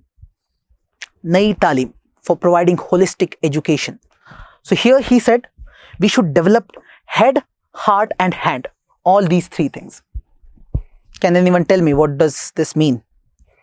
Head, heart and hand. Okay, let it be, it will be very long. Head, when I say we're talking about this, the knowledge of subjects, different subjects, we are focusing on our cognitive abilities to understand things. Heart, when we say becoming a good person, development of character, a person who is compassionate. So there we are bringing that heart element, a person of good heart when we say. So we say that he's a person having empathy, compassion, having good values. So here we are talking about heart. And when we say hand, he's talking about those works, that you should be doing all those works which are needed. So some virtues part he's adding over here. So physical, mental, intellectual, spiritual, all these values should be there with you. They should be made part of you. That's the idea of Gandhiji. And Plato as well as Gandhiji, even to some extent Aristotle, they have this view that if you change individual, then automatically entire society will change. That's the reason he gives this statement, be the change you want to see in others. Whatever change you want to see in others or the entire world, just you become that change. You change yourself. You just bring those values, those virtues in you. That's it. Automatically the world will transform. Here they are saying if you work on this, social transformation will automatically happen. Okay. And our new education policy 2020, somewhere it also talks about bringing values in the curriculum, like values like kindness, empathy, gender equality, diversity. Please, this line, I expect you people to at least read about new education policy in detail. But even if you don't read, at least use this one line in your answers. Okay, that NEP 2020, it talks about, or it clearly mentions about value education, bringing in such values. Okay. So rest you read. This is something you have to read. New education policy, you can read in detail. Anyway, you have to read for GS2, you have to read for essay and all. Okay. Now, for the value addition, this is a good diagram to make in the answers. Same content can be written in this format. Okay. To showcase presentation, if in case, let's say you have less time available, you have to write the content, write in this manner. Value education you'll get from family, society, from educational institution, how you can give it. One way is to teach the theory part or make them practice. So you can tell them some case studies, you can give them some roles. For example, if you give one child one day role to, like let's say boys are given the tasks which girls are performing. One day let's change all the tasks. Then they will understand each other's perspective and there will be change in the values. Or let's say every one of you for one day become your mother. Just the way whatever your mother does throughout the day, you do all those tasks. And that day you will start inculcating few more values. That's for sure. So role playing and all, or mentoring by teachers. Understanding emotions, habits, dispositions, character development, moral thinking, discussion of stories. So whenever some moral stories, if you remember in childhood, we used to, many people used to tell us some moral stories. Why those stories are being told? Because through those stories, we are learning, we are getting some values. Okay. So this is how you can learn and you become a virtuous citizen, and this helps in nation building. When each individual's character is developed, the character is made better, then all people will become good. When all people are good, everyone will talk about peace, prosperity, equilibrium, progress, etc., etc., etc. Okay? And that's how you can show. It's a good way to present your answer. Yeah, once again, explain the hand, heart. Acha. When we say head part, there we are talking about this mental abilities. The education mostly focuses on this part. Our education system mostly focuses on head part. Whatever learning that we are taking, that is focusing on our development of our brain or our cognitive abilities. When we say heart, here we are talking about the development of our character, becoming a good human being, developing those virtues in you. Right? You can be a person of very good head. You're a very smart person, but not a person of good heart. That's possible. Right? So Hitler is a good example. Very smart politician, but not with a good heart. Right? And with that, the hand part. So here we are talking about these physical stuffs. He talks about discipline. He talks about doing those menial tasks, performing your own tasks on your own. So he focuses on this part, plus what is that? Training part for vocational skills. So he used to talk about you should have some kind of vocational skill also. So even if people study till 10th or 12th and still they are not able to do anything which will help them earn some money and do their own living, they are not in that position. So Gandhiji would say they should have some vocational training also. They should know something that is helpful in the society that will make them completely independent or Atmanirbhar. So this is the hand part. Okay.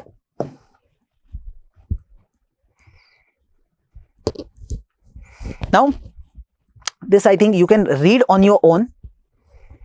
I don't think this needs any explanation as such. So I'll just explain one and you'll understand remaining. So let's say there is something called youth parliament or student council or some debate competition that is going on in your school. When that debate competition is going on, anyway, these students do not have any good knowledge as such, but with the debate, they learn some values, value of democracy, value of justice, value of fairness, value of giving chance to other person to speak, value of tolerance. So such values are automatically inculcated through such small events. Okay, so this is just one way we are using our educational setup, infrastructure or system to inculcate some values. So there will be other values also. These are some examples which I have mentioned over here. Physical activities, some psychological, art and creative expression. So all these values you can mention in your answers. So please read this. We have to complete the syllabus also. That would be tough for me to explain everything. This is the easy part. You can do it. Okay. Now, values in the administration. Now, do we need values in the administration? Obviously, we talked about institutions and all. Now you can answer this part. Even I don't need to answer. You can answer this part. That in administration also values are needed. If you are not a person of integrity, people won't trust you. The system will also not trust you, right? So it's not just about integrity. There will be many things. Let's say you are a district magistrate and there's a condition wherein communal riot might take place, and you decided to meet both the sides and try to calm down the situation. But why would they listen to you? They will not listen to you easily. So there is one example which I can quote, or even you can quote in the answers. So there is one IPS officer in Maharashtra. So he's a very famous IPS officer. Now there was one situation in Pune where this Maratha reservation protests were going on, and those protests were becoming violent. And obviously Maratha community is having substantial number population wise in Maharashtra. It was very difficult, very challenging for the police to maintain order in that area. At that time, one IPS officer, he came and he talked to the people. Okay, just with one speech or whatever he said, things calmed down. The situation did not go out of hand. Now, one point I want to highlight here. Why did they listen to this person? First thing, why did they listen to this person is because they trust this person to some extent. At least they think, they have this notion that this is a person of values. Actually, police had sent one person who is already known to people, and people assume that he is a person of values. So they trust. So the point is, in the administration also you need values. In the governance also you need values. Now in the governance, you see, when we had British Raj, we had a different governance model. Right now we have different model. In the British Raj, we were a police state. Government used to do whatever they want to do, right? They didn't ask citizens about anything. Their task was to just maintain order in the society. They didn't care about development as such, because it was a police state. When we got independence, we started actually the real governance. Now here we became a welfare state, not the police state. So the government took the responsibility not just of maintaining law and order, but also developing the society, right? Whatever welfare has to be done, government will do. And nowadays we are talking about the idea of good governance, right? Good governance, when we say that it is citizen friendly, there will be accountability, there will be transparency. These all ideas we get to know many a times nowadays.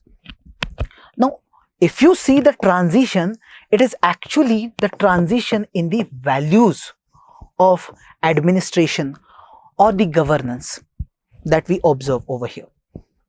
Now, there are some issues which show that values are not present or values are missing. When values are missing, such issues will be highlighted.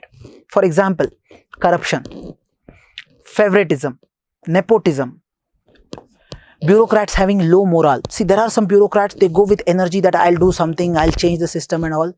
After some time, their morale gets down, no motivation. There is casteism, consumerism, etc., etc., etc.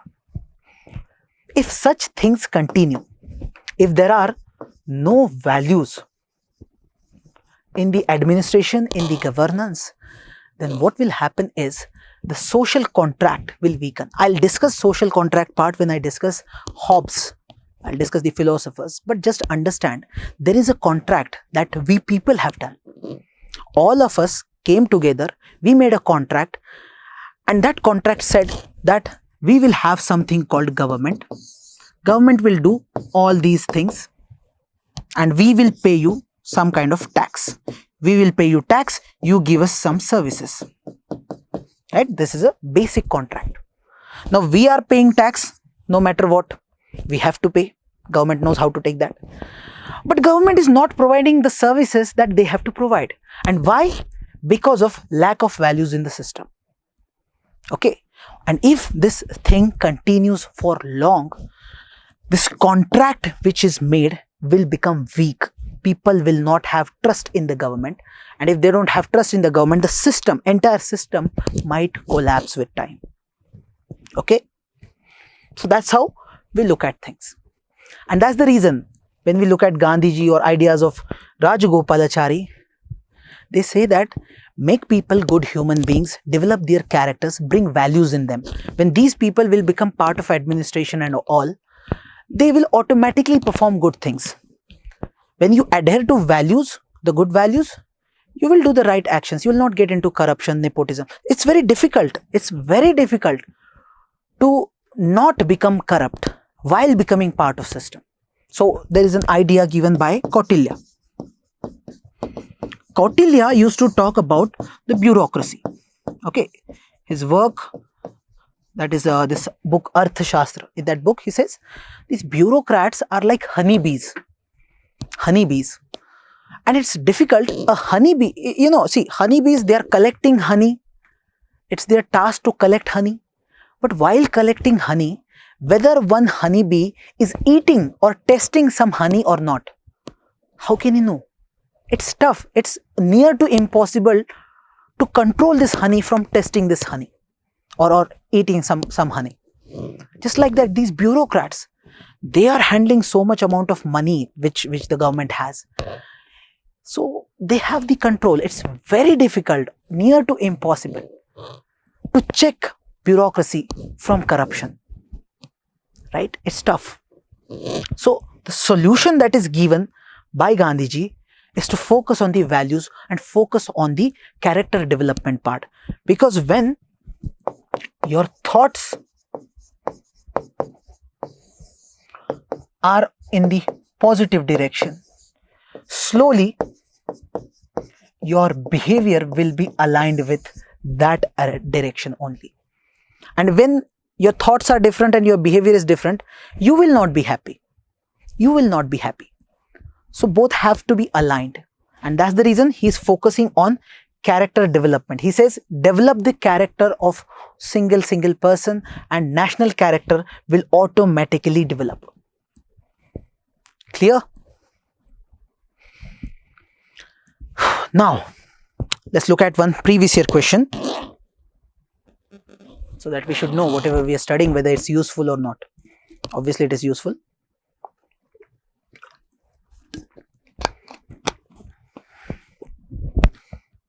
Now, this is one question asked in the year 2013.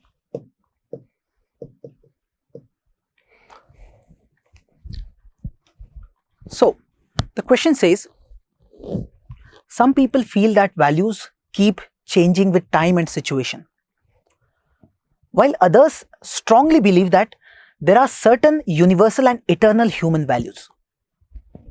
I repeat, some people feel that values keep changing with time and situation. Some people feel. There are others who believe that certain values which are universal and eternal human values. Give your perception in this regard with due justification. Now, one thing remember, in the answers, your argument matters, your examples matter. When you say give due justification, So the examiner is expecting your reasons, your arguments. Okay, and if you can add examples, that will make your answer look better, right? So what examiner is expecting in this particular question? First, your critical thinking ability. Can you understand the nature of values in depth? Can you understand whether they are dynamic or they are static, whether they change or they remain the same? This critical thinking is expected. Second, they are asking your perception on this. Your perception, your thought. It's not like something written in the book is being expected here. Your perception. So your perception means, do you have clarity of thought, and are your thoughts matured enough or not? When you show your perception, either you will show a naive personality or a very mature personality. So that will be very much visible. Okay. Now, how you write it? First of all, because the question is about values, so you will first talk about values. You can simply define values. We have already talked about the definition and all. You can write any of that definition. You say that these are fundamental beliefs guiding thoughts, actions, decisions, or that fingerprints line which I had given. You can mention that, or any of the definition which you want to put. Okay. Here, you can talk about the impact of these values. They influence your feelings, actions, judgment. You can give example, as I said. So Baba Amte is a good example to give, right? Now come to the core part. See, although I have mentioned this much here, but you have to decide how much, means if the question is for 10 marks or 15 marks. If it is just for 10 marks, just define the values, give one example and move to the static dynamic part. If you have space, then add additional information. Okay, that's a call you have to take while writing answers. Now, in the question, just a second. Yeah, in the question they asked whether they keep on changing or they are universal or eternal. This is the core part of the answer. So we will reach to the same part. First, values which change with time and situation. So values which are dynamic. This we'll discuss here. So you can give examples, you can note down those values specifically. For example, when society is evolving, becoming advanced, so we'll write social advancement. So LGBTQ rights, you can talk about women rights, you can talk about sati, all that could be mentioned here. You talk about economic structure. I said that before 1990 we had socialism, now we have more capitalistic values, economic structure. Political values, we can say somewhere authoritarianism is there, later on democracy has come, so democratic values are coming. So this is how you can come up with so many examples. Okay, cultural collectivism, individualism values. You can talk about family structure, joint family, nuclear family. You can talk about even the marriage part. Earlier there was polygamy, now there is monogamy. All these things, or nuclear family, joint family, whatever you want to mention. The point is, this is how you have to just think on these lines, wherein which all values are changing. Just think about it and try to write it over here with an argument or with a keyword. Then values which are universal or eternal. Now see, I will just remember values. I'll just think about values and I'll try to add some keyword over there just to showcase my argument. For example, cheating is wrong, stealing is wrong, murder is wrong. This is universal everywhere. See, universal as well as eternal. Just look at those terms very clearly. Universal means it is present everywhere. Eternal means with time. With time it doesn't change. So these things are same because they are self-evident. They are self-evident that the action in itself is giving the evidence that it is wrong. That's why everywhere it is considered wrong. Then freedom, fairness, love, all these are important because these are part of human nature. Then you talk about honesty, integrity, responsibility. Now I didn't have any keyword to give, so I've just added historical continuity we observe. When a person is a person of integrity, although we'll read about these values in detail later on, but when these values are there, there will be continuity in the system. So that's how, just arrange all these values, arrange all these things in the answer and prepare your answer. Overall, first you have talked about values, then you said they are dynamic, then you said there are some static values, and lastly you have to conclude. Now this conclusion is important because they have asked your perception.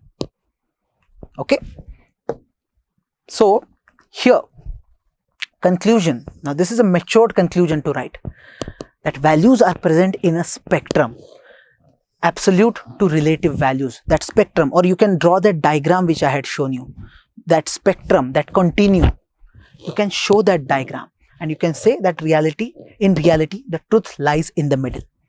So you have to show this maturity of thought, that they are neither static nor dynamic. You can't have just this mono idea as such, monodimensional idea or dichotomy approach. Clear? How to write answer?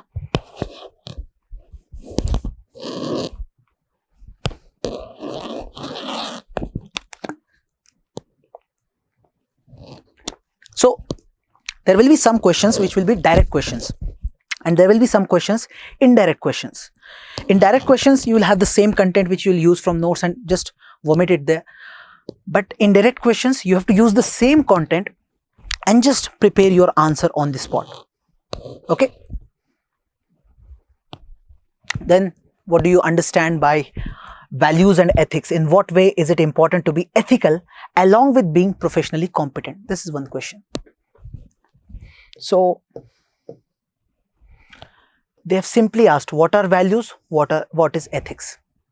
Direct question. At least half of the question is very direct in nature. So simply if you start such answer, I don't think it will be visible to you, but simply I'll show you how I have tried to just prepare one structure of the answer.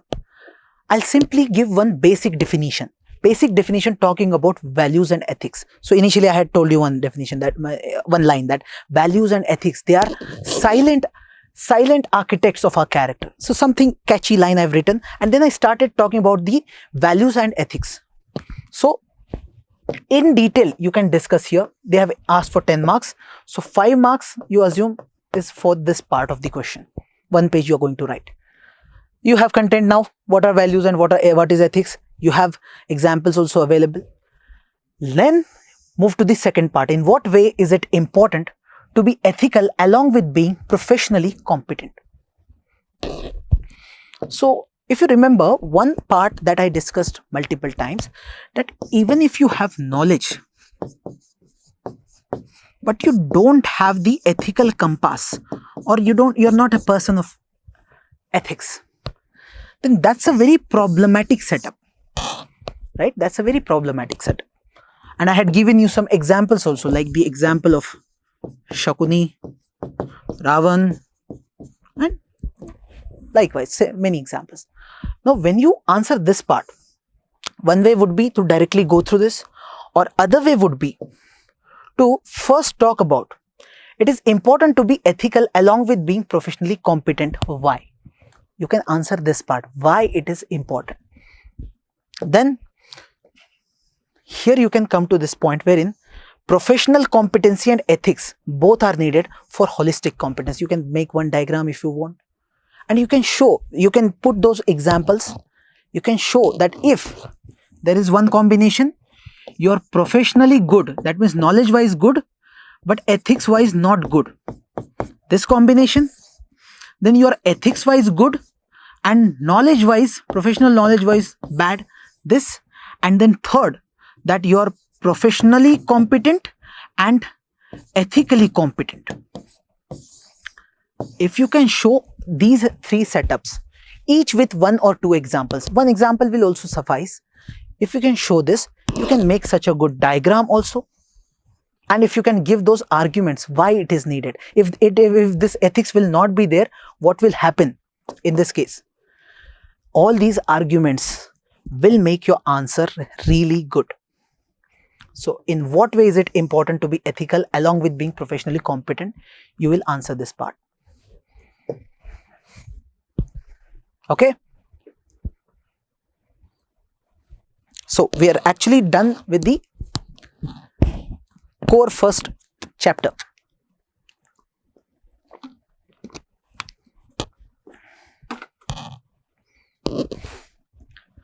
Now we'll start with the next chapter, that is the attitude. Now here we are entering into the domain of psychology. Attitude, aptitude and emotional intelligence. These three are the topics which come from sociology, specifically the psychology, social psychology. Okay. Now any doubt till now? Otherwise we'll just head towards this next chapter. Please ask if you have any doubt. No? Okay, so let's start with the next chapter. Okay, so this chapter is about attitude. Now with time you will develop the content which is necessary for writing better answers.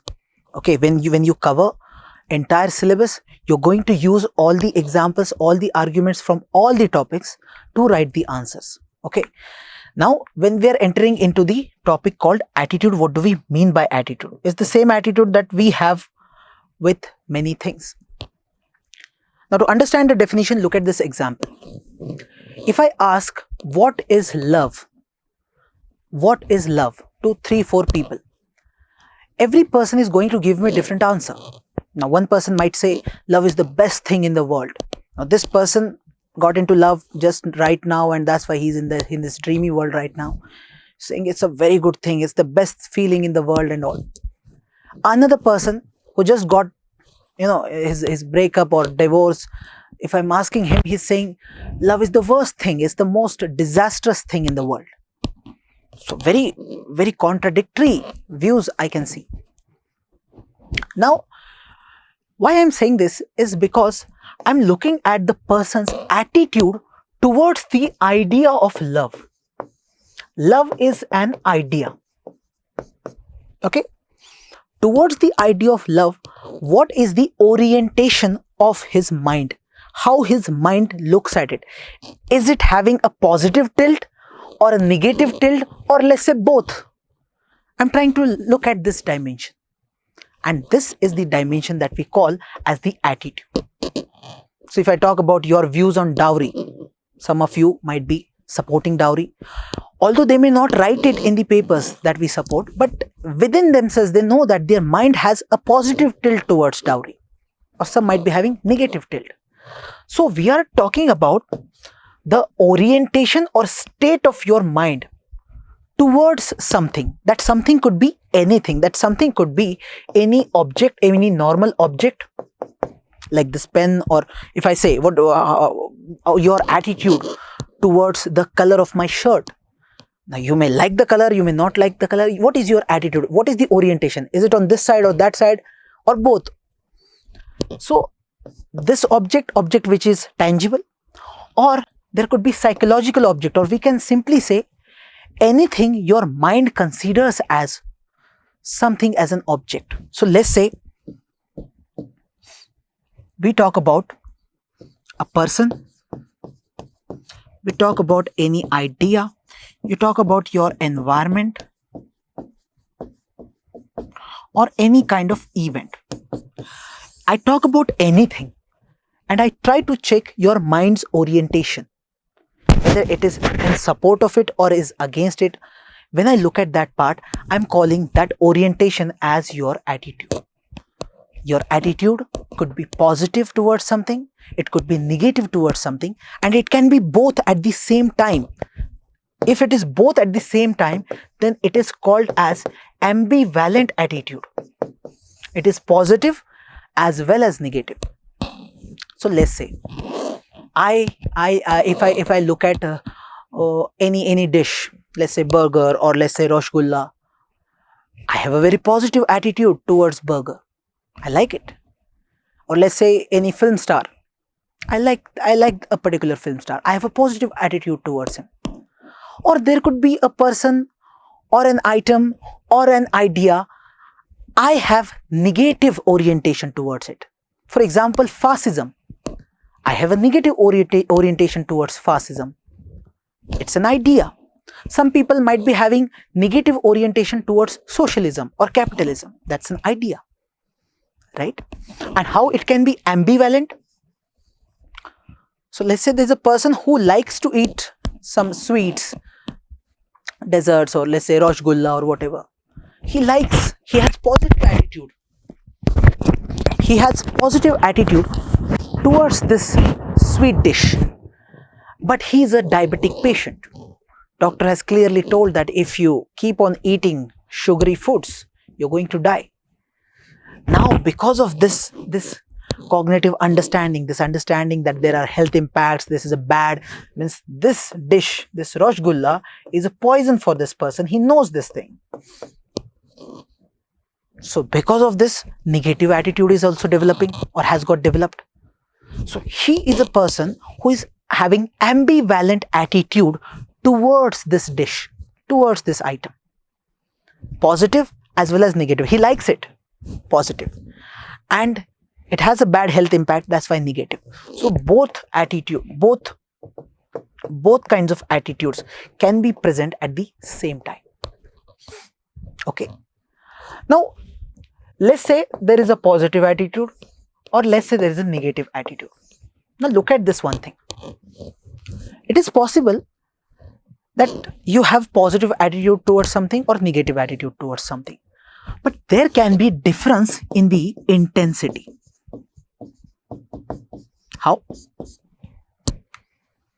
You can have positive attitude towards something. Some other person can also have positive attitude towards something, but the intensity could be different. Right? So when you look at someone, you feel good, let's say. So you're sitting in a classroom, you look at a girl and you feel good. Now that's showing you have positive attitude towards this lady. Now she smiles. Now that there also you see positive attitude, but the intensity increasing. Now this is a very casual example. If you take some formal example, you look at the attitude of Mahatma Gandhi and Dr. B.R. Ambedkar towards caste system or Varna system. If we just talk about caste system, not Varna system specifically, both of them feel that yes, there is a problem with caste system. Rather, if I specifically talk about untouchability, Gandhiji also doesn't like untouchability, Ambedkar also doesn't like. Both of them have negative attitude towards untouchability, but see the difference in the intensity. The intensity Dr. Ambedkar is having is very different from Gandhiji. He has very strong intensity. It's very clear that this is the first thing that we need to deal. After that, we'll talk about freedom. This is the most important thing. For Gandhiji, it is important, but the independence struggle is that is also very important. Right? So there can be difference in the intensity of the attitude. Okay? Clear till now? Now, to write some good lines, attitude is like a magnet. What you think is what you attract. You can use such lines. You can make such diagrams also. Although you'll understand this diagram better when we talk about some values. Especially when I talk about the integrity part. There you will understand the relationship between thought, speech and action. Okay, so you'll get this part later on. This is also a good line to write. Attitudes are internal mental states that influence how we interpret the world and how we behave. Because it is our orientation. My mind is looking at something and I'm having orientation either positive, negative or something. So this is how I am interpreting this world. So it's how I interpret and how we behave with this world. This is being decided by my attitude. Okay. Yeah, any doubts? Till now, any doubts? Now look at the components of attitude. What is this attitude made up of when we look at the components of it? So there are three things involved in the attitude. Your attitude which has got developed, it includes these three things. So we call it CAB model. C-A-B. C for cognitive. What do we mean by cognitive? Cognitive, or you must have heard this term called cognition, or rather you must have heard this term recognition. Right? When you meet a person second time, third time, fourth, fifth time, then you recognize that person. That means already once you had met that person, right? So first time what happens is cognition, and later on whatever happens is recognition, or what we call it as recognition. Okay. So what happens in the first event is you get to know the knowledge. You meet that person, that means you start knowing that person. This is the process of cognition.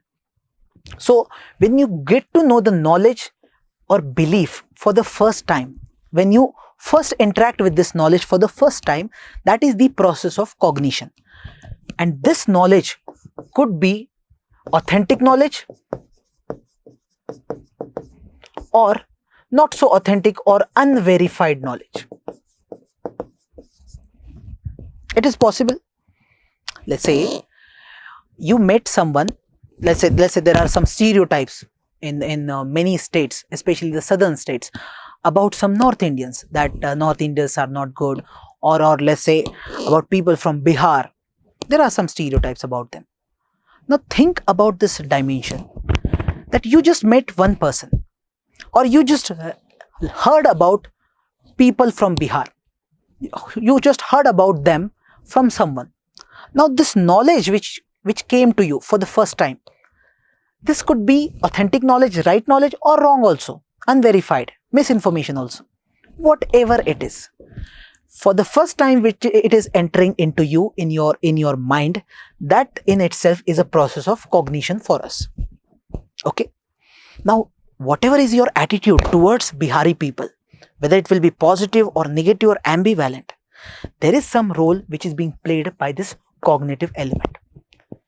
If you have been told, or you got to know that Bihari people are not good people, you will develop a negative attitude. Or if you went to Bihar for the first time and you just met some good people, 2-3 good people, you saw only good samples, so your mind will be like, Biharis are very good. Or you look at some videos on internet, they will say the people from America or people from Europe, they'll say Indians are so good because they met some good Indians, right? So this is the cognition part. Clear? One good example is this ghosts. We all must be having this idea in our mind that ghosts exist. It's an unverified knowledge. We don't have any scientific evidence about it. At least when we were told, nobody had given any scientific evidence to us. But without any evidence, we still accepted this thought, and this has become part of our cognition. Okay? Our attitude towards ghost, it's a negative attitude which got developed. Clear? This is the cognitive component of our attitude, that is based in knowledge or belief. Knowledge or belief, anything. Now we have the second component, affective part. Here we were using our mind, or somewhere reason, or somewhere we were thinking. In the cognition part, thinking part was involved. In the affective element, feeling part is involved. It's not the thinking part, it's the feeling part, affective. So here we are talking about emotional or feeling based stuff. So look at this thing. Do you have positive attitude towards something or negative attitude towards something? There is some role of emotions. If I talk about snakes, do you have positive attitudes towards snakes or negative? Obviously negative. Now, snakes are dangerous. Snakes are dangerous. If they bite, you will die. Because of this, you have fear about them, or because of this, you have negative attitude towards them. If this is because of the knowledge that they are poisonous, then it is a cognitive component. I'm saying this will become cognitive component only in that case. But when I'm talking about affective component, think about the feeling aspect only. See, if you even see cockroach, you will have the same emotional reaction which you will have when you see any snake. The cockroach is not so poisonous as such. if cockroach bites you, you're not going to die. Still, you're giving the same response. Why? Because it's an effective response. So here, the attitude towards even the cockroach, which is also negative, that's not built on any cognition that it is poisonous and all. It is effective. You just feel that cockroach is not good. Or rather, if I take the example of any drink, let's say you like any soft drink or any alcohol or whatever, you have a positive attitude towards that drink because it's really tasty. It tastes really good. And that's the reason you like it. You have a positive attitude. Why? Because you're feeling good. When you drink, you feel really good. It tastes really good. You know that this drink is healthy or not. If you think about it, if someone told you this is a very healthy drink, if you drink, your health will become very good and all, then you're looking at cognitive component. But if you're just feeling good, then you're just looking at affective component. Okay? Both of these elements are playing role in building your attitude, positive or negative. Now, there is third component that we call as behavioral component. Behavior part. How do you behave? See, this was thinking part.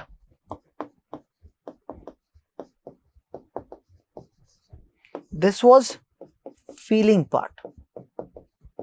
And here actually you're taking some action. Here actually you are taking some action. Your behavioral tendency. What is the behavioral tendency? How do you behave towards something? So if we take the same example of snakes, feeling element will say, when snakes are there, I have fear in my mind. I have to just go from here, or you start screaming. So this is coming from the feeling element. And the feeling, you are feeling negative attitude. That feeling is leading to negative attitude. If you know that it is poisonous, it is dangerous for you, that's why you're getting that cognitive element. You can think in your mind, you're conscious. It's not like because of fear and all, you're running away. You know that it's a poisonous thing, you should walk away. Consciously you're thinking. That's the cognitive part. But real action, behavioral part will show. Sometimes it happens that it's not a cockroach, it's not a snake. Just because the lights were dim at the night and there was something beside and you felt or you just suddenly you saw and you started running away. So there is this behavioral tendency. Sometimes our actions are very interesting and those actions actually decide our attitude towards something. So if I take one example, let's say you are very angry and you're studying, while studying someone came and knocked your door. Now you don't like this. Then you got angry. Then after some time again people started knocking. You became very angry. Now you're very angry and you want to slap the other person. Right? You're angry, you want to slap. Now this slap would be the action. This could be your behavior. But he's your landowner. You can't slap him. Or he's your father. You can't slap. So the behavior could be same as that of what you want to because of your this affective or cognitive component.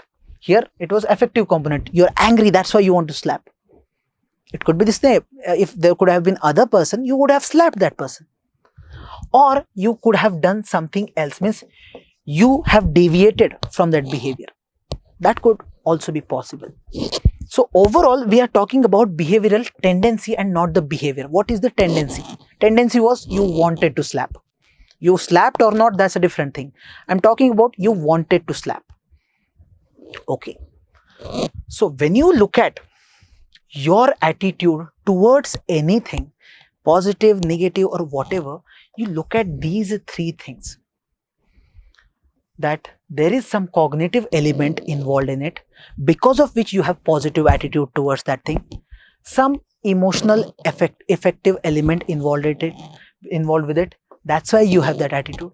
And behavioral element, that's why you have this attitude. I'll give you one example to give you that clarity on this part.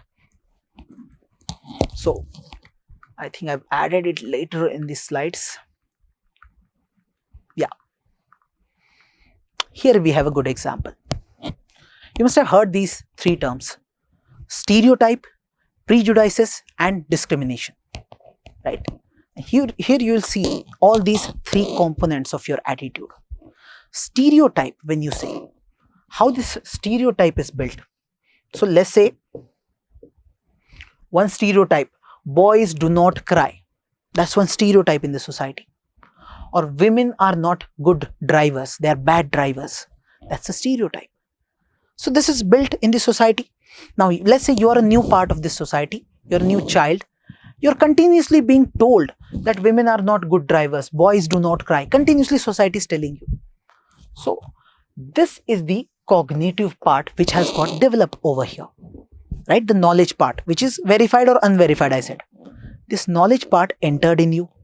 Okay, here some kind of negative attitude or positive attitude you are developing.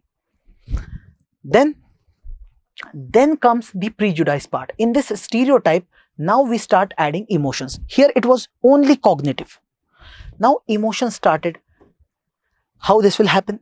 Let's say you have a negative, you got some negative stereotype towards someone, okay, or a particular group or a community, a religious group. You have negative stereotype already, that cognitive part is there. Now after some time, you start feeling negative about these people. Whenever you see such a person, you feel negative. So when you see a person from a specific caste, you feel that he must be very less intelligent. He must be less intelligent than me or my group. You feel that. I'm not saying it is cognitive. It's not based on any rational knowledge. You just feel it.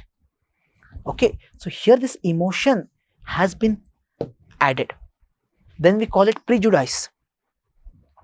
And when stereotype is there, cognitive part is there, emotional part is there, now gets the behavioral or action part added in this. What happens? Because you think negative about this community, you feel negative about this community, now you want to act negative. Now you will discriminate. Let's say you are in the position of power. Let's say you, in a company, you are HR. You are interviewing people, and there's a very good candidate, very good knowledge he has, and he is about to get selected. You are the HR. You are taking the final interview, and just because he belongs to that caste, for which caste you have negative stereotype, you have negative emotions, there is a possibility you will discriminate and you will refuse this person selection over here, right? That's how things happen. Now all these are components of attitude. Clear?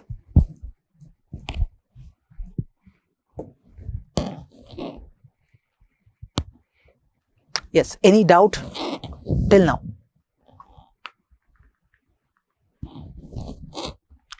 Can you please tell action part once again, the gist part? So you're talking about this behavioral part. So you will have a tendency to act once you have some knowledge or you have some emotions involved, then you act. Okay, but the action in itself is very much independent sometimes. So as I said, when you see a snake, let's say the snake is in front of you, you have the knowledge that the snake might bite and then I will die, and because of which you take an action that you run away. This could be one thing. Second could be, it's not the knowledge, but it's the emotions. You suddenly got this feeling, the fear, because of which you run away. So affective element can also lead to behavior, that you run away, which happened in case of snake as well as cockroach. Cockroach is not going to kill you, still you run away. So action can happen because of this also, because of this also. But I am saying the action could be completely independent. Why independent? Because sometimes we don't exactly behave. Even if we have fear, even if we have knowledge, we still do not act. We stop. The example that I gave, that you are angry, emotion part is there. Now you want to slap, but are you slapping? No. That's the reason we have kept the behavioral part separate. Okay, this is the action that you take. Mostly it is dependent. This third component is dependent on cognitive or affective element, mostly. Okay, but sometimes it can be contradictory also. It is possible. So there's a possibility. Let's say you're a civil servant and still you have some negative attitude towards one community. Let's say you have negative attitude towards people from Northeast, just for the sake of example. Now, there could be a cognitive element or affective element involved. I assume it's an affective element due to some reason. But because you're a civil servant and you know that procedurally you are not supposed to discriminate, and that's the reason you are not acting that way wherein you discriminate. There is tendency, there is possibility that you may discriminate, but you might not also. That's the reason we keep this behavioral or action element separate. Okay?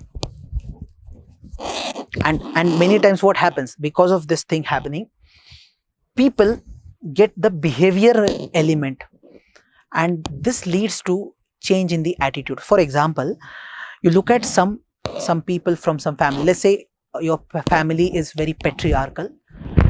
The child develops some behavioral traits which support patriarchy. Okay, here we are not talking about any cognitive or affective element. It has become part of his behavior that he will never go in the kitchen. Cooking is not my work, right? When he's sitting here and asking for, let's say, water to his sister. Now, these are patriarchal traits. This is part of the behavior. Okay. And when you keep on doing this thing, when you keep on doing your behavior, continuing your behavior, that again builds your attitude. The attitude, positive attitude towards patriarchy or negative attitude towards equality. This starts building because of this behavioral element. Clear?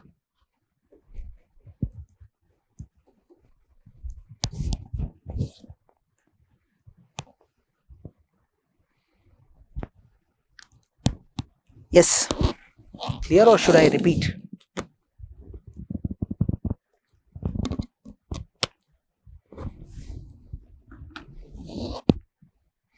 Okay. Now moving ahead with the characteristics of attitude. We talked about the characteristics of values. Similarly, we are interested in knowing the characteristics of attitude. How does this attitude look? What are its main things, main features? First of all,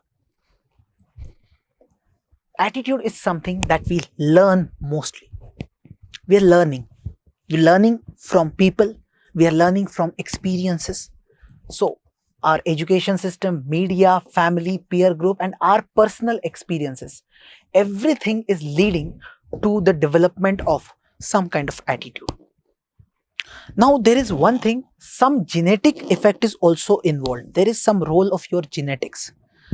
Let's say, for example, some children, when they are born, some children have positive attitude towards something or negative attitude towards something. So there can be some role of genetics.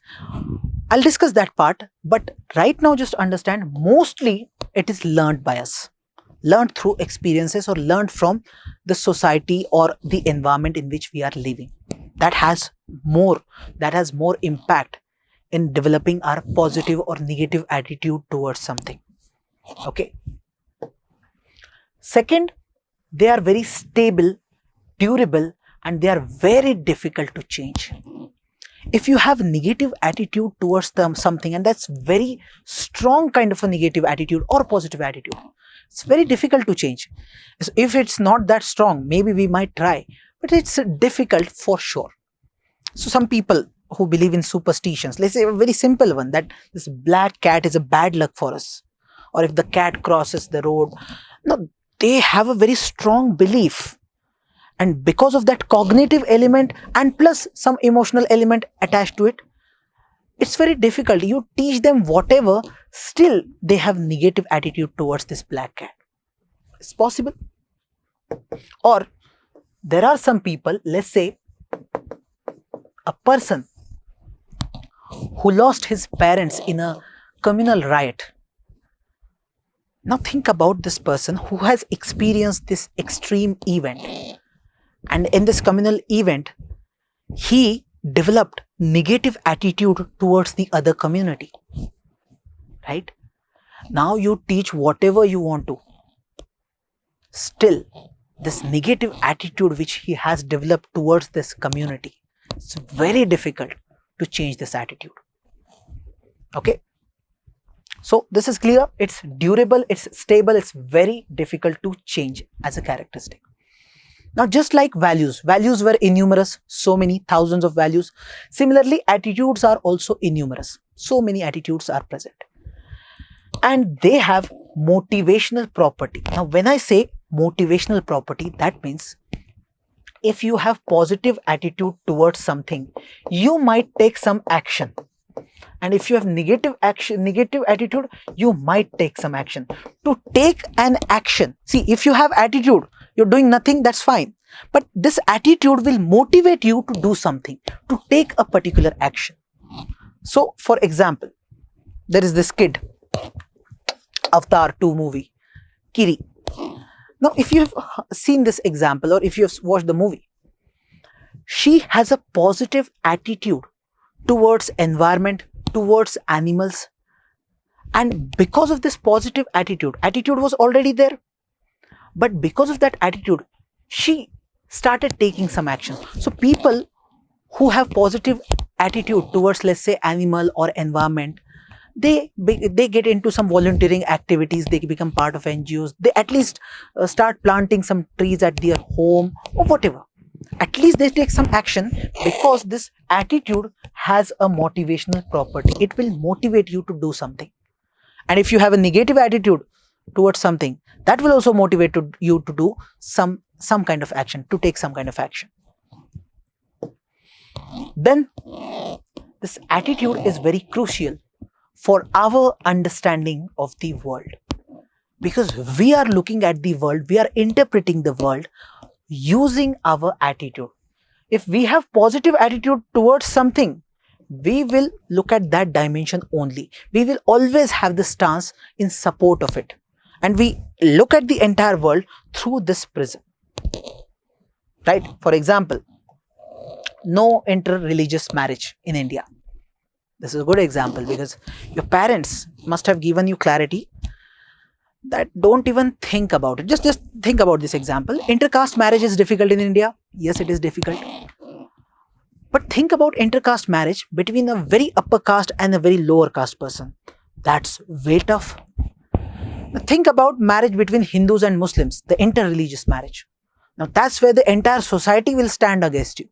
That's the basic condition that we observe, practically observe. Think about this dimension. Since childhood, you're very clear about it. You're being told very clearly. So whenever you even start meeting people in the college, or even when you go, wherever you go, you are very clear, because of this development of attitude. You're very clear that no inter-religious marriage. So you will not even look at any person belonging to other religion. So that's how we say that our understanding of the world and then our actions, everything is dependent on our attitude. If the attitude is on the right direction, you will go in the right direction. If it is on the wrong direction, you will go in the wrong direction, or you will interpret the entire world in that direction only. Okay? Characteristics clear? Now comes the formation part. We understood what is attitude. We understood what is it made up of, 3 components. We understood how it looks, or what are its key features, or what we call as characteristics. Now we are interested in knowing how this kind of attitude is getting developed in someone. Okay, the formation part, how it is developing. So the formation part involves some personal aspects, some social aspects. So if we talk about the first personal aspect, if we feel that I will benefit from something, I will have some kind of profit or some kind of benefit out of something, then I will have positive attitude towards it. So let's say I want to eat something. I know that I'll feel really good. I will benefit out of it. So that benefit is I'll feel good. So due to which I have good attitude towards this particular dish. Or people who are smoking. See, when you meet your friends who smoke, these people will show you the perceived profit. That bro, go for this sutta, you'll feel really good. They are showing this perceived profit, this profit that you are going to get, the benefit you are going to get. And that's why you get positive attitude developed in you towards smoking. And exactly at the same time, you look at your parents. When you look at your father, you know that as soon as he knows that I'm smoking, whatever he will say, if you can imagine, right? The threats that you get, or whether he will slap you or whatever. Now this is something, this is a perceived loss, the loss that you will have, which you can perceive. And this will develop negative attitude in you towards smoking, because you know that my father will kill me if I smoke, right? So whether you will benefit from something or you will lose something, that is the dimension which is going to develop positive or negative attitude in you. Here we have added some examples, you can study that. Second part is the information part. Whatever information is coming, whether it's a right information or wrong information, doesn't matter. If a person whom you think that he is a very authentic person, a very credible person, and that person is giving you some kind of information, you will trust, and then you will develop positive or negative attitude. So let's say your family members since childhood told you that the people from that community, that other community, they're not good people. So you will start developing negative attitude because you trust your parents. You think that they are credible persons, and whatever knowledge, information is coming from them, it's a very right information. So you will develop that attitude because you are getting information, first of all, that too from credible person. That's why you have got that attitude, negative or positive. In this case, it was negative attitude. That's a communal attitude. Very negative attitude towards a community, right? Now this is a good example. Islamophobia developed in a child, not from experience, but from misleading environment. That's a good example to write in the answers directly. Please, you can write down this line directly in the answers. This Islamophobia. The child has not experienced any riot, anything like that. But because of the environment, he got this knowledge and he also became Islamophobic. Okay? Now, one was the individual dimension. Some dimensions are social dimensions. For example, the group to which you belong to, that group has some role to play. So your primary group is your family and friends. You interact more with your family and friends than any other person, right? And these people, the family members and your friends, will have the highest impact on you. Now see, this is the area where your emotions are involved. You're emotionally attached with this group. It's a very small but a very close group, very close to your heart. And that's why the impact is one of the highest from this primary group. Okay. Now, if your family members or friends already have some kind of attitude, a negative attitude towards a community, even you will start developing that because of this emotional and closed bond with them. Continuously, you're getting the same information. You will also become like them. That's why your company matters. Again, I'm repeating that stuff. your family, your friends will have the highest impact. So your attitude, whatever attitude you're developing towards anything, there will be key role played by family and friends. First thing. Then after this you have secondary group.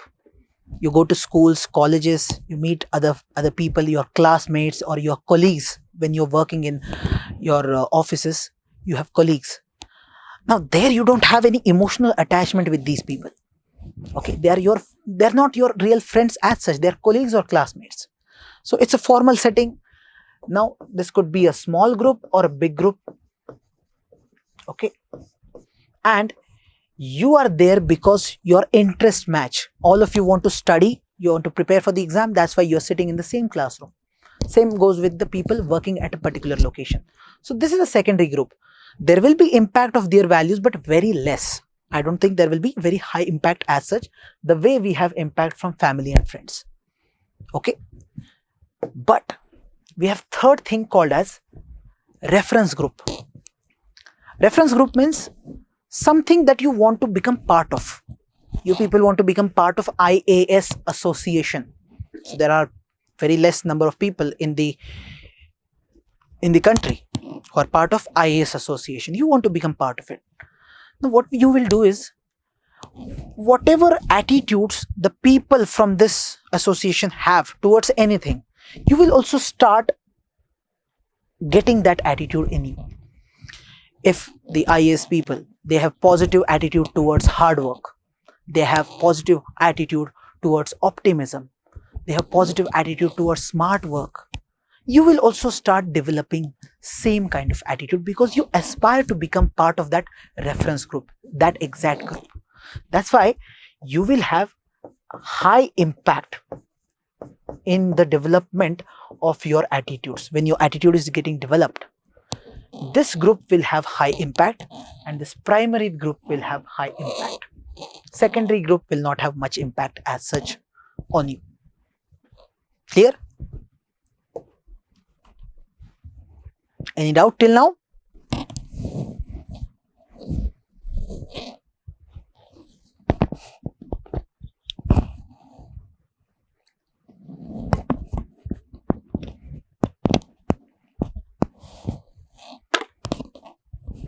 No? Okay. Now there are some cultural factors. Cultural, when we say culture involves many things.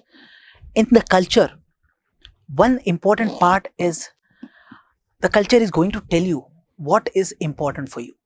Every culture will have different value sets which are important for them. And this culture is going to tell you what is acceptable in our society, what is not acceptable in our society. So your society, culture, religion, everyone is actually mixed up. And it is going to tell you what is good, what is bad and all. So these things, religion, society, culture, they will also develop some positive or negative attitude in you towards anything. Again, we are generally talking about overall attitude. It could be about anything. Okay. Now, there are some very individualistic personality factors. Your personality, when I talk about your personality, there is something called IQ, your own creativity, your own depth. That will also have some role in developing attitude. It is said, or the studies also claim, that people with less IQ, or those who are educated less, they are very rigid and they have orthodox attitudes. They are a bit conservative also. They have conservative thoughts. Their attitude is orthodox. Whereas people who are more educated and people who are having high IQ, it is being observed that they are having progressive attitude. They want reforms, they want changes. Now think about this. A person who is less educated, less IQ, he will say these are the rules, we will also go with these rules, nothing will change. Fundamentalist or conservative or orthodox. And on the other hand, we have people with high IQ and very highly educated. They will support the idea of reforms, idea of change. They don't have any problem with change. Rather, they support in a very good manner. So your IQ has a role to play. So that's a personality dimension. Or your personal interest. For example, some of you might be liking cricket. Just because you like cricket, now you have developed positive attitude towards sports. Otherwise, you did not like sports as such. You had no positive attitude towards sports. But just because of cricket, now you have developed positive attitude towards entire sports. Right? So that's how the individual factors, personality factors, they also have a role to play. Now, there is something that you learn from society. And there are some models. You don't need to write these models in the answers, but I'm just going to explain you just for the sake of understanding. You should just understand these models, how your attitudes are getting built, positive or negative, because of your society. Okay. Now, one of the model is called as classical conditioning model given by Pavlov. He says that when there is a stimulus, the same stimulus will lead to an emotional reaction.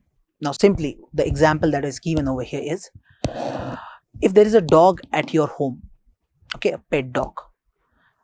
Now, this pet dog first observed that a ring bells, there is a ring, and whenever he gets that sound of this ring, that someone comes to the door and he brings some food.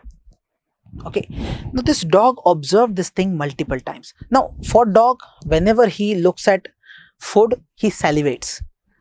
Now, because he observed that whenever this bell is ringing, I'm getting food, and that's why he's salivating.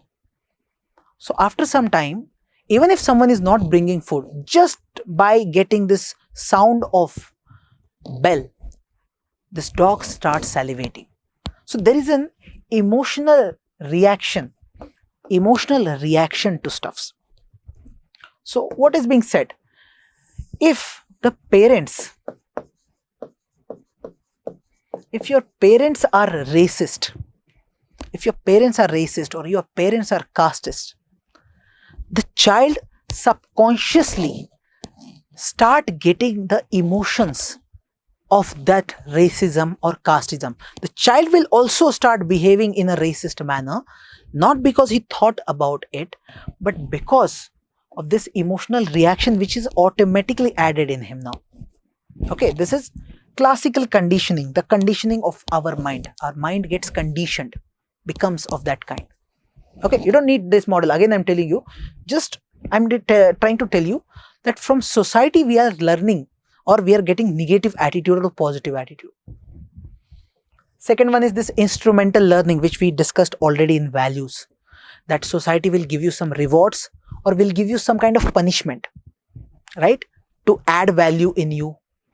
Similarly, the same stuff will work good or bad in terms of attitude. Then evaluative learning. Now there's a good example for this. Let's say in your marriage, there was a song which was being played when you were getting married. That song is not really good as such, but because it is attached with your marriage, a good event of your life, now throughout the life, you have developed a positive attitude towards this song. Okay. So this is one way you develop things. Then observational learning. This also we have discussed already. You learn more from your parents by observing them rather than just by their instructions. Whatever instructions, punishment, reward they are giving, you will not focus on that. You will learn by observing.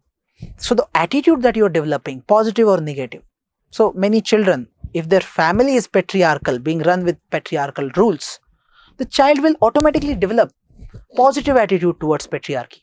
He will every day observe that mother is cooking and the father is going out for the work. So he will be having very clear attitude towards work, that girls should not work. He will develop that attitude. Okay. What happened, man? Okay. So this is how attitudes are formed. Now, there is some biological dimension, although this dimension is not so important, but just for the sake of understanding, we should know.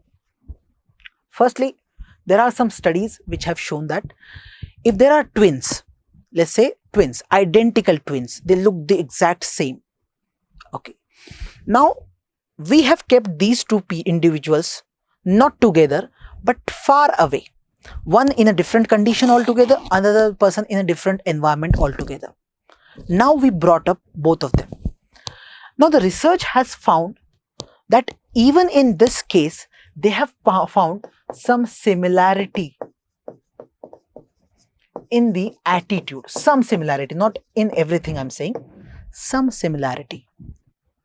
So for example, let's say both of them like same kind of food, or let's say some kind of juice, both of them like. So there is a similarity. There is this liking means positive attitude towards something. So this research, I've mentioned the research, you can mention in case if you want to write in the answers. RV and Keller, Waller and Butchard, they have done this research wherein they are showing somewhere there is genetic dimension also to this attitude. Okay. Then your age is also a factor. See, with age, our attitude towards things change. In childhood, you are ready to die even for a toy. If someone takes away your toy, you are ready to die. You'll do whatever needed. So look at that attitude. Right now, do you have same kind of attitude towards toys? No. So some studies claim that our attitude changes with age. So age is an important factor. And lastly, your physical condition or your health. If I'm fat, I'm very fat, so I'll be very lazy. So for this, when it comes to sports, I'll have negative attitude towards sports. Why? Because I am fat. So my physical condition is developing my attitude. Or let's say a person who is a diabetic patient, he's developing negative attitude towards any sweet dish or any dessert. So why? Because of this physical condition.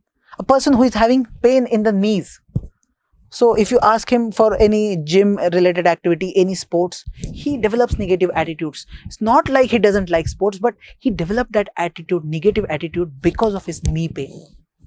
So that's how we see somewhere the biological aspects are also involved. But remember, the other factors are more important for the formation of this attitude. So tell me, any doubt till now? No? Very good. Now, moving ahead. Attitude structure. We're talking about the structure of the attitude. How this attitude should be. Again, the ethical dimension we are trying to bring in. Now see, your attitude could be positive or negative towards something, either this or this. Let's say we take the example of smoking. If I ask you, you people have this attitude that either you are yes with the smoking or no with the smoking, positive or negative. There is no conflict at all, no confusion, nothing. Okay, if this is the case, either positive or negative, we call it one-dimensional structure. There is only one dimension. There is only this kind of dimension. Either you are on this side positive or you are on this side negative. Okay, this is one dimensional, I'm saying. Where it becomes two dimensional is when things are complicated or conflicting. You are a person wherein you smoke. You must have observed many people. They smoke. They smoke, that means they have positive attitude towards smoking. But they will always advise other people that do not smoke. Many of my friends have done this thing, that they smoke but they'll tell me, bro, you don't smoke. It's not a good thing. Now, how are you going to tell me whether they have positive attitude or negative attitude? Yes? What kind of attitude do they have? Do they have a positive attitude towards smoking or negative attitude? So in this case, it's a two-dimensional structure. It's a two-dimensional structure. It is positive as well as negative, and both dimensions are conflicting with one another, right? Such a person will remain very confused, and this person will remain very clear in his mind. Very clear. No means no, or yes means yes. I'll smoke, I'll not. But this person, he'll be confused, he'll be under stress continuously. Somewhere he feels that it's a bad thing, somewhere he's getting that urge. So positive, negative, both, because he knows why he's getting the urge, because he knows that he feels good about it. He feels good. This is the 2D structure.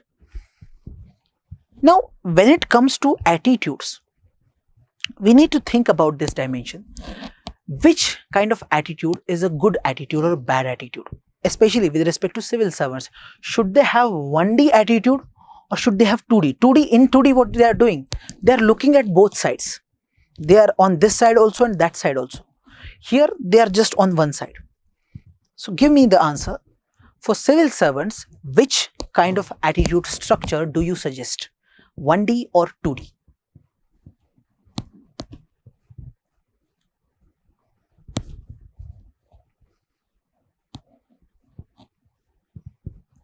Okay, Sakshi says 2D.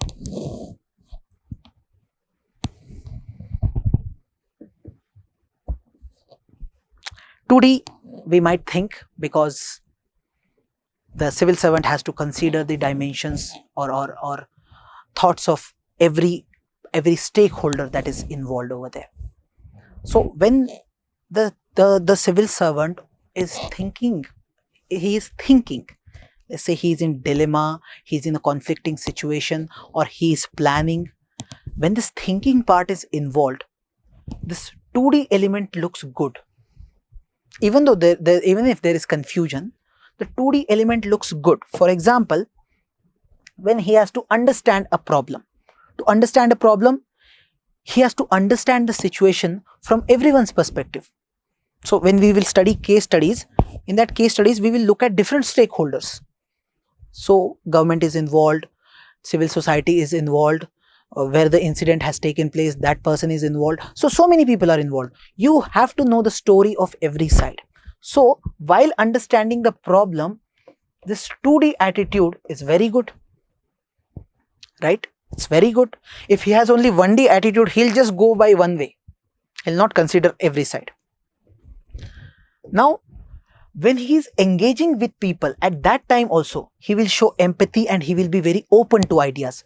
A person with 1D attitude will not be much open, right? Because he is very clear. Here the person is not clear, so he will be open to different ideas. So here also it seems good. But you see, when thinking part was there, 2D looks good. But when action has to be taken, after considering all the sides, now you take one final decision what to do, right? Now you need 1D attitude. You can't change your, you can't be in any kind of confusion as such. If you have decided, you have to go ahead with it. Okay. So in the dilemmas or in whatever condition you say, once the decision is taken and you have to implement any decision, what you need is discipline. You need very good clarity that I have to do this means this. Khatam. There is no doubt about anything. When you are handling any ethical conflict, initially in the conflict, you will look at all the sides, but then you will be very clear. So for example, let's say you're working and Chief Minister calls you. You are the district magistrate. Chief Minister is calling you that some kind of corrupt activity he's expecting you to do, or he's expecting you to sign on something or do something under his pressure. Okay. Now, as a smart person, you know that if I listen to this person just once, he will give me autonomy for next 4 months. He'll not say anything to me, whatever I do. Now, this is one thought process to look at it. And other ways, no means no. Corruption, no means no. clear. Now, in such things where the ethical dimension is involved, it is expected you go for this 1D attitude. You should have 1D attitude. Very good clarity. No compromise on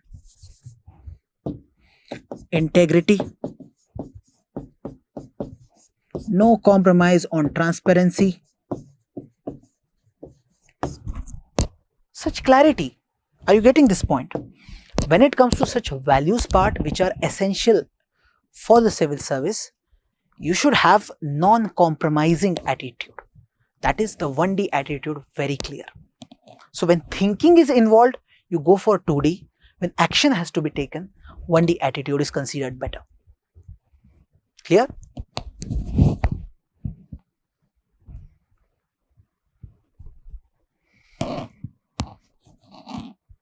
Now, functions or utility of attitudes. What do I mean by functions or utility?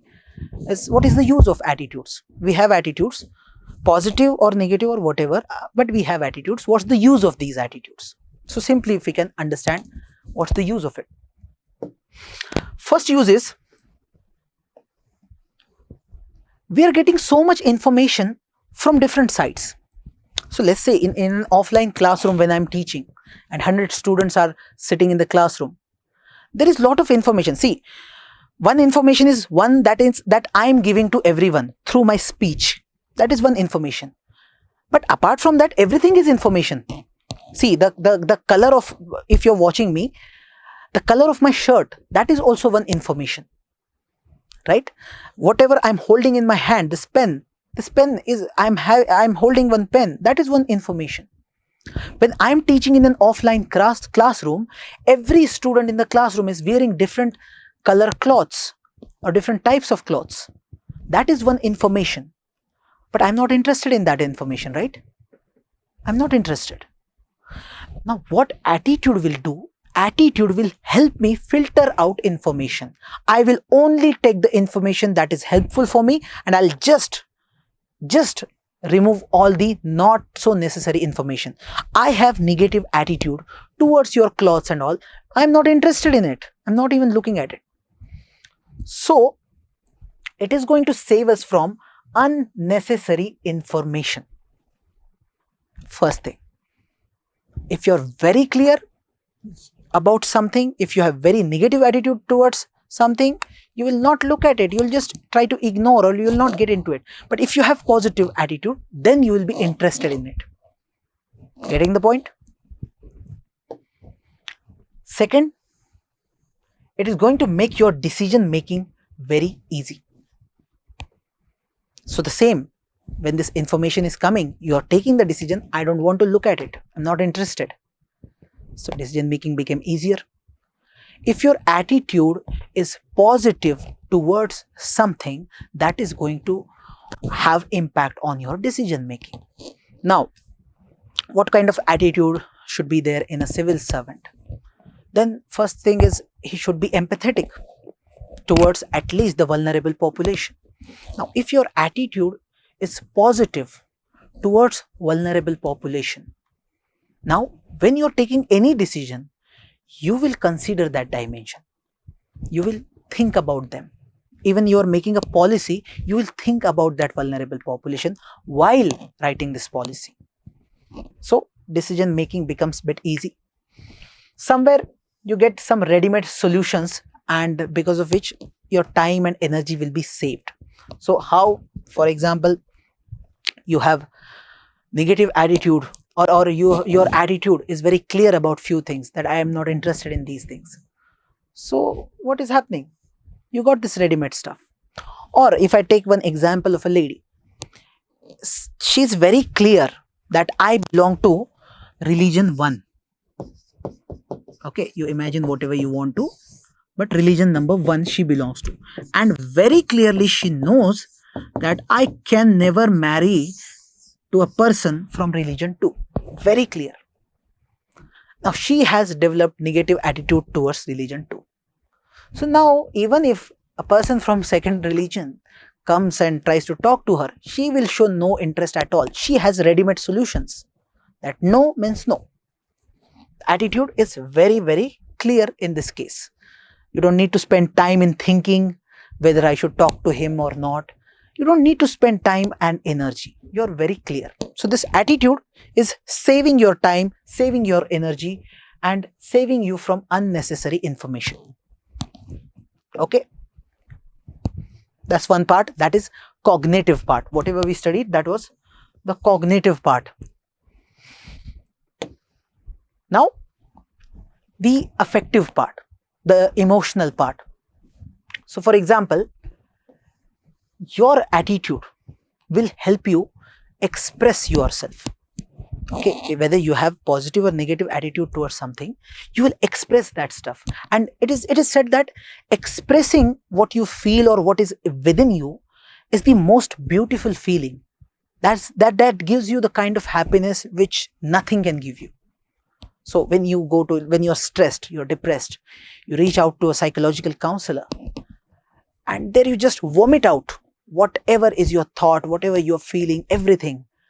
Now, whether that psychological counselor or the psychiatrist will do with something with you, will give you something, will treat you or not, leave that treatment aside. Just because you have vomited whatever you had within you, you start feeling good, right? Now, this self-expression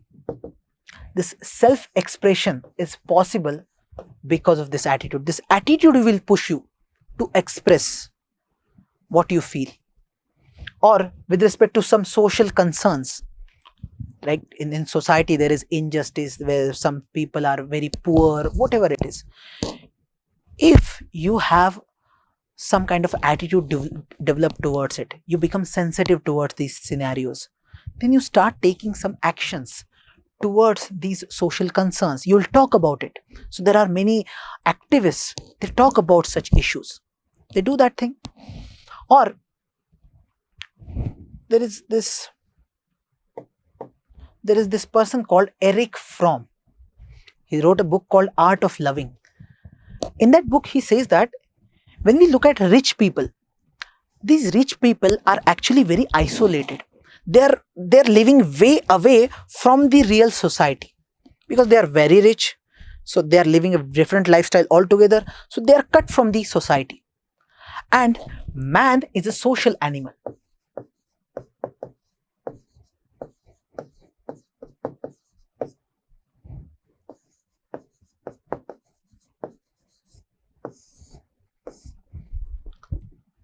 Man is a social animal. That means we humans are social beings. We cannot live without society. If we cut ourselves just because we are rich, we are very individualistic, we just think about ourselves, and we cut down ourselves from the society, it's very difficult for us to survive. We'll be very depressed. Our life will become mess. So Erich Fromm is saying what these people should do. They can express their attitude through some kind of social activity and they can become part of the society again. So within a week, at least they should go meet this society, do some good acts like some kind of a social service. This he suggests. But most of the people, like some kind of social activists,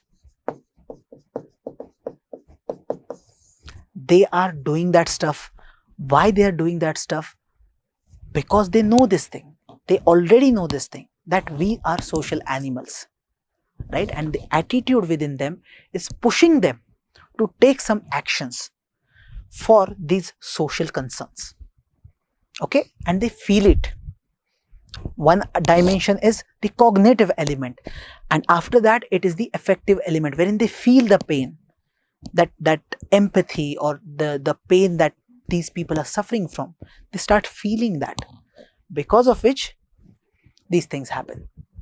Okay, so when you are self-expressing, whether you are self-expressing here or you are expressing your concerns related to any problem in the society, that is coming from your attitude, or rather the emotional component of your attitude, that is coming from there. Clear? Now third is your behavioral functions, behavioral part. The one thing is clear, in our behavior, we want some kind of consistency, right? And this attitude will bring that consistency. We know the attitude of our mother towards us. What is the attitude of my mother towards me? It's a caring attitude. I know she cares about me. So even if at 3 o'clock or 2 o'clock in the night, if I wake her up and ask for something, give me some food, I'm hungry, she will wake up and she will make something for me. I'm very sure about it. So there is some consistency in the behavior which will be there because of this attitude. Because there is an attitude, there will be some kind of behavioral consistency. Okay, so this attitude is leading to this behavioral trait. This is a very good use. And second, it is going to build the trust. We know this thing now, that your behavior has some role in building the trust or breaking the trust, right? If your attitude is on the positive line, like for example, your attitude towards loyalty, towards commitment, towards your partner, it's very positive and very intensely, strongly positive, then you don't need to do anything. That trust will be built automatically. It will be built for sure. So this is the function of attitude, or importance of attitude, we can say. Okay, I'll just shortly cover up this part, the dysfunction part. Now, when I say dysfunctions, I'm talking about the bad impact over here. Attitude did some good things for us. Now, some bad things. One is, a person can become a very orthodox person because of attitude, because he has got negative attitude towards something and a very strong attitude. In that case, he can become orthodox. Like for example, you hate one particular community. You have very negative attitude towards one community. Now, we cannot have any rational discussion about that community with you, because your thoughts are very conservative and very strongly present. And this attitude will not allow you to have a rational discussion. So your objectivity, or rather your neutrality, will be gone. There won't be any neutrality. Or let's say there are few people whose political attitude, if you check their political attitude, let's say there is one person who supports one political party, this one party. Now look at his attitude. This attitude involves cognitive, affective and behavioral part. Cognitive, he knows this is the best party in India. This is the party which can lead our country, the best. Cognitive part. Emotional part, he feels for that party. Whatever is the ideology of this political party, whatever speeches are being made by the leaders of this party, he emotionally is attached with this. And third, behavior. In behavior terms, he strongly supports, he clearly says it in front of people, he even goes and votes for this party. So this is how his attitude is very clearly visible to us, right? Now, for such a person, if you are praising party number 2 in front of this person, what he will do? He will resist that idea. If you're praising for the right thing, if you're giving the evidences, you're talking very scientifically, still this person is going to resist that idea. So you can understand this part, that the attitude can make you go away from your neutrality. You become very conservative about the thoughts you have already with you. That's one problem. Then this can lead to some kind of social division in the society. See, we already have divisions due to religion, caste, race, etc. And because these religions, caste, all these things, they add some kind of attitude in you. Positive attitude for your religion and negative attitude for the other's religion. So there is this us versus them mentality, that we are different, They are different. They are bad, we are good. So this social division, it will get strengthened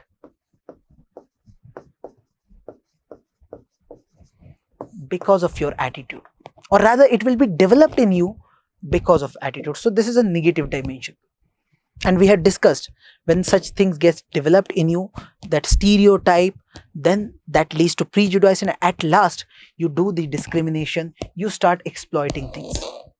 So there are many people in India, what they do is they say that Indian clothes are best, we wear sari and all. Indian women who wear sari, that's the best thing to do. Look at the other countries, they are wearing such clothes wherein they are showcasing their body and all. That's very unethical. They will have this thought process. Why this thought process is getting developed? Because of the development of this attitude, which we call as ethnocentric attitude. Ethnocentric means you give importance to your culture and you look at everything from your culture's perspective. So you will think that my culture is best, every other culture is coming after that. My culture is the best. This is the attitude. So from this attitude, when you look at the foreigners and the clothes of foreigners, you just look down. You look down towards these clothes. Okay. Now the same thing was being done by the Britishers. Britishers used to look down Indians, whether our clothes, our taste, our food, whatever, everything. So this is that kind of discrimination or exploitation that happens because of attitude. Britishers had a negative or ethnocentric attitude. They considered British culture, British civilization as the best in the world, and ours as a barbaric culture, right? That's why it turned out into their behavior, and they started discriminating, they started exploiting. So very bad thing coming from attitude. Then last is resistance to social change. Even if you want to go for some kind of reform in the society, society will not accept it. For example, nowadays this uniform civil code which is being debated. Let's say Prime Minister or Chief Minister, Chief Minister of your state or Prime Minister of the country, anyone decides that we will implement uniform civil code. Is it that easy? It's not that easy to implement, because there will be resistance from the society, at least from some sections of society, that's for sure. Now we need to understand this kind of resistance. See, it's a good thing, whether it's UCC or anything wherein you are bringing a progressive law. Let's say any progressive law, if you are bringing, in that case society should rather support, but society will not support, society will rather resist. Even at the time of Sati, when Sati was being banned by the government, at that time also society was resisting. That resistance is coming from this attitude part. Okay, so you need to remember, in case of case studies also, sometimes you need to have this idea in mind, that you have to consider the attitude of people while taking any action. In case government decides to implement UCC, Uniform Civil Code, they will first have to communicate that to people. They have to convince all sections of the society. After convincing them, if they bring UCC, then things will be good, things will be swift. But if they don't do this, then the attitude can lead to some kind of backlash, which happened in case of this farmers bill. So such things might happen. We have to be ready for that. Okay. Now we have to study attitude behavior part. Okay, it will take some time, so we'll take it tomorrow, no problem.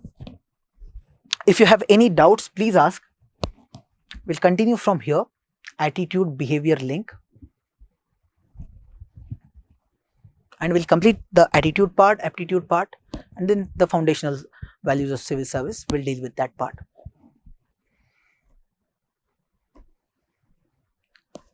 So please ask if you have any doubts till now. One more thing I'll just tell you here. Here I've added one list of some positive attitudes for civil servants. Okay, in the questions, most of the time the focus will be more on the attitude related to civil servants in the theoretical questions as well as case studies.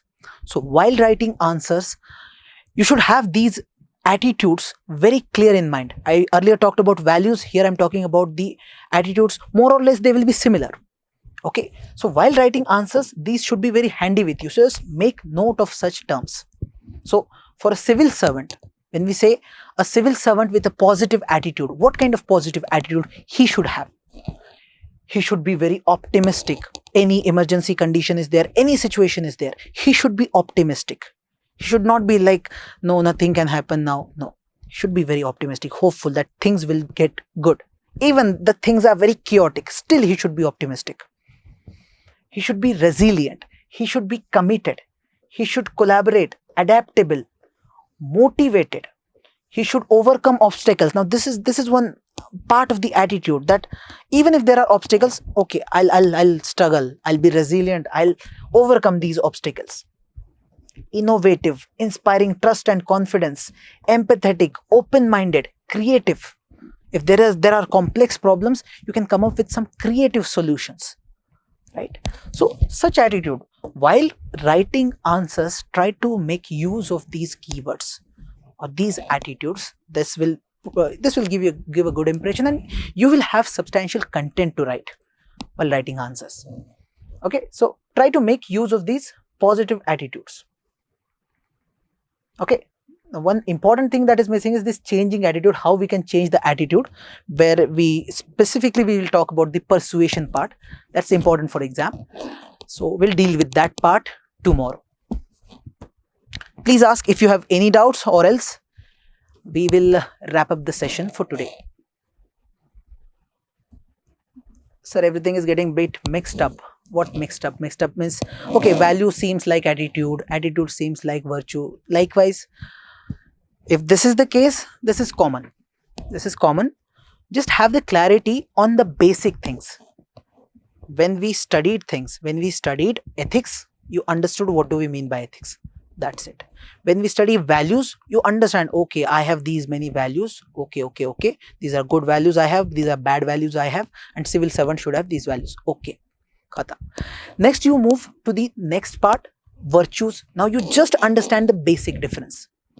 You have to revise because we are studying in a bit like, see, we are preparing for the mains exam. We have to spend less time and we have to come up with more output. That's the reason we are going relatively faster.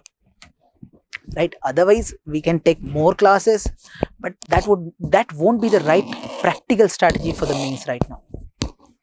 So I would suggest revise it once, and it will take some time for you to get clarity on all these things, because so many new terms are coming up suddenly.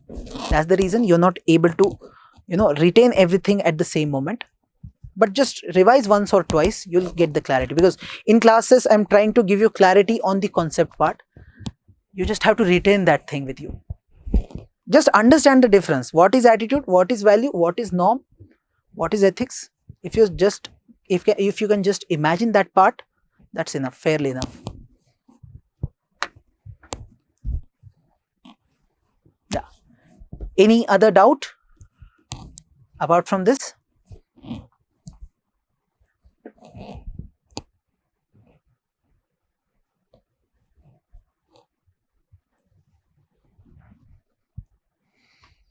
No?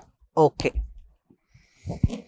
Okay then, thank you so much for joining. We'll meet in the next class. We'll continue from here. Thank you.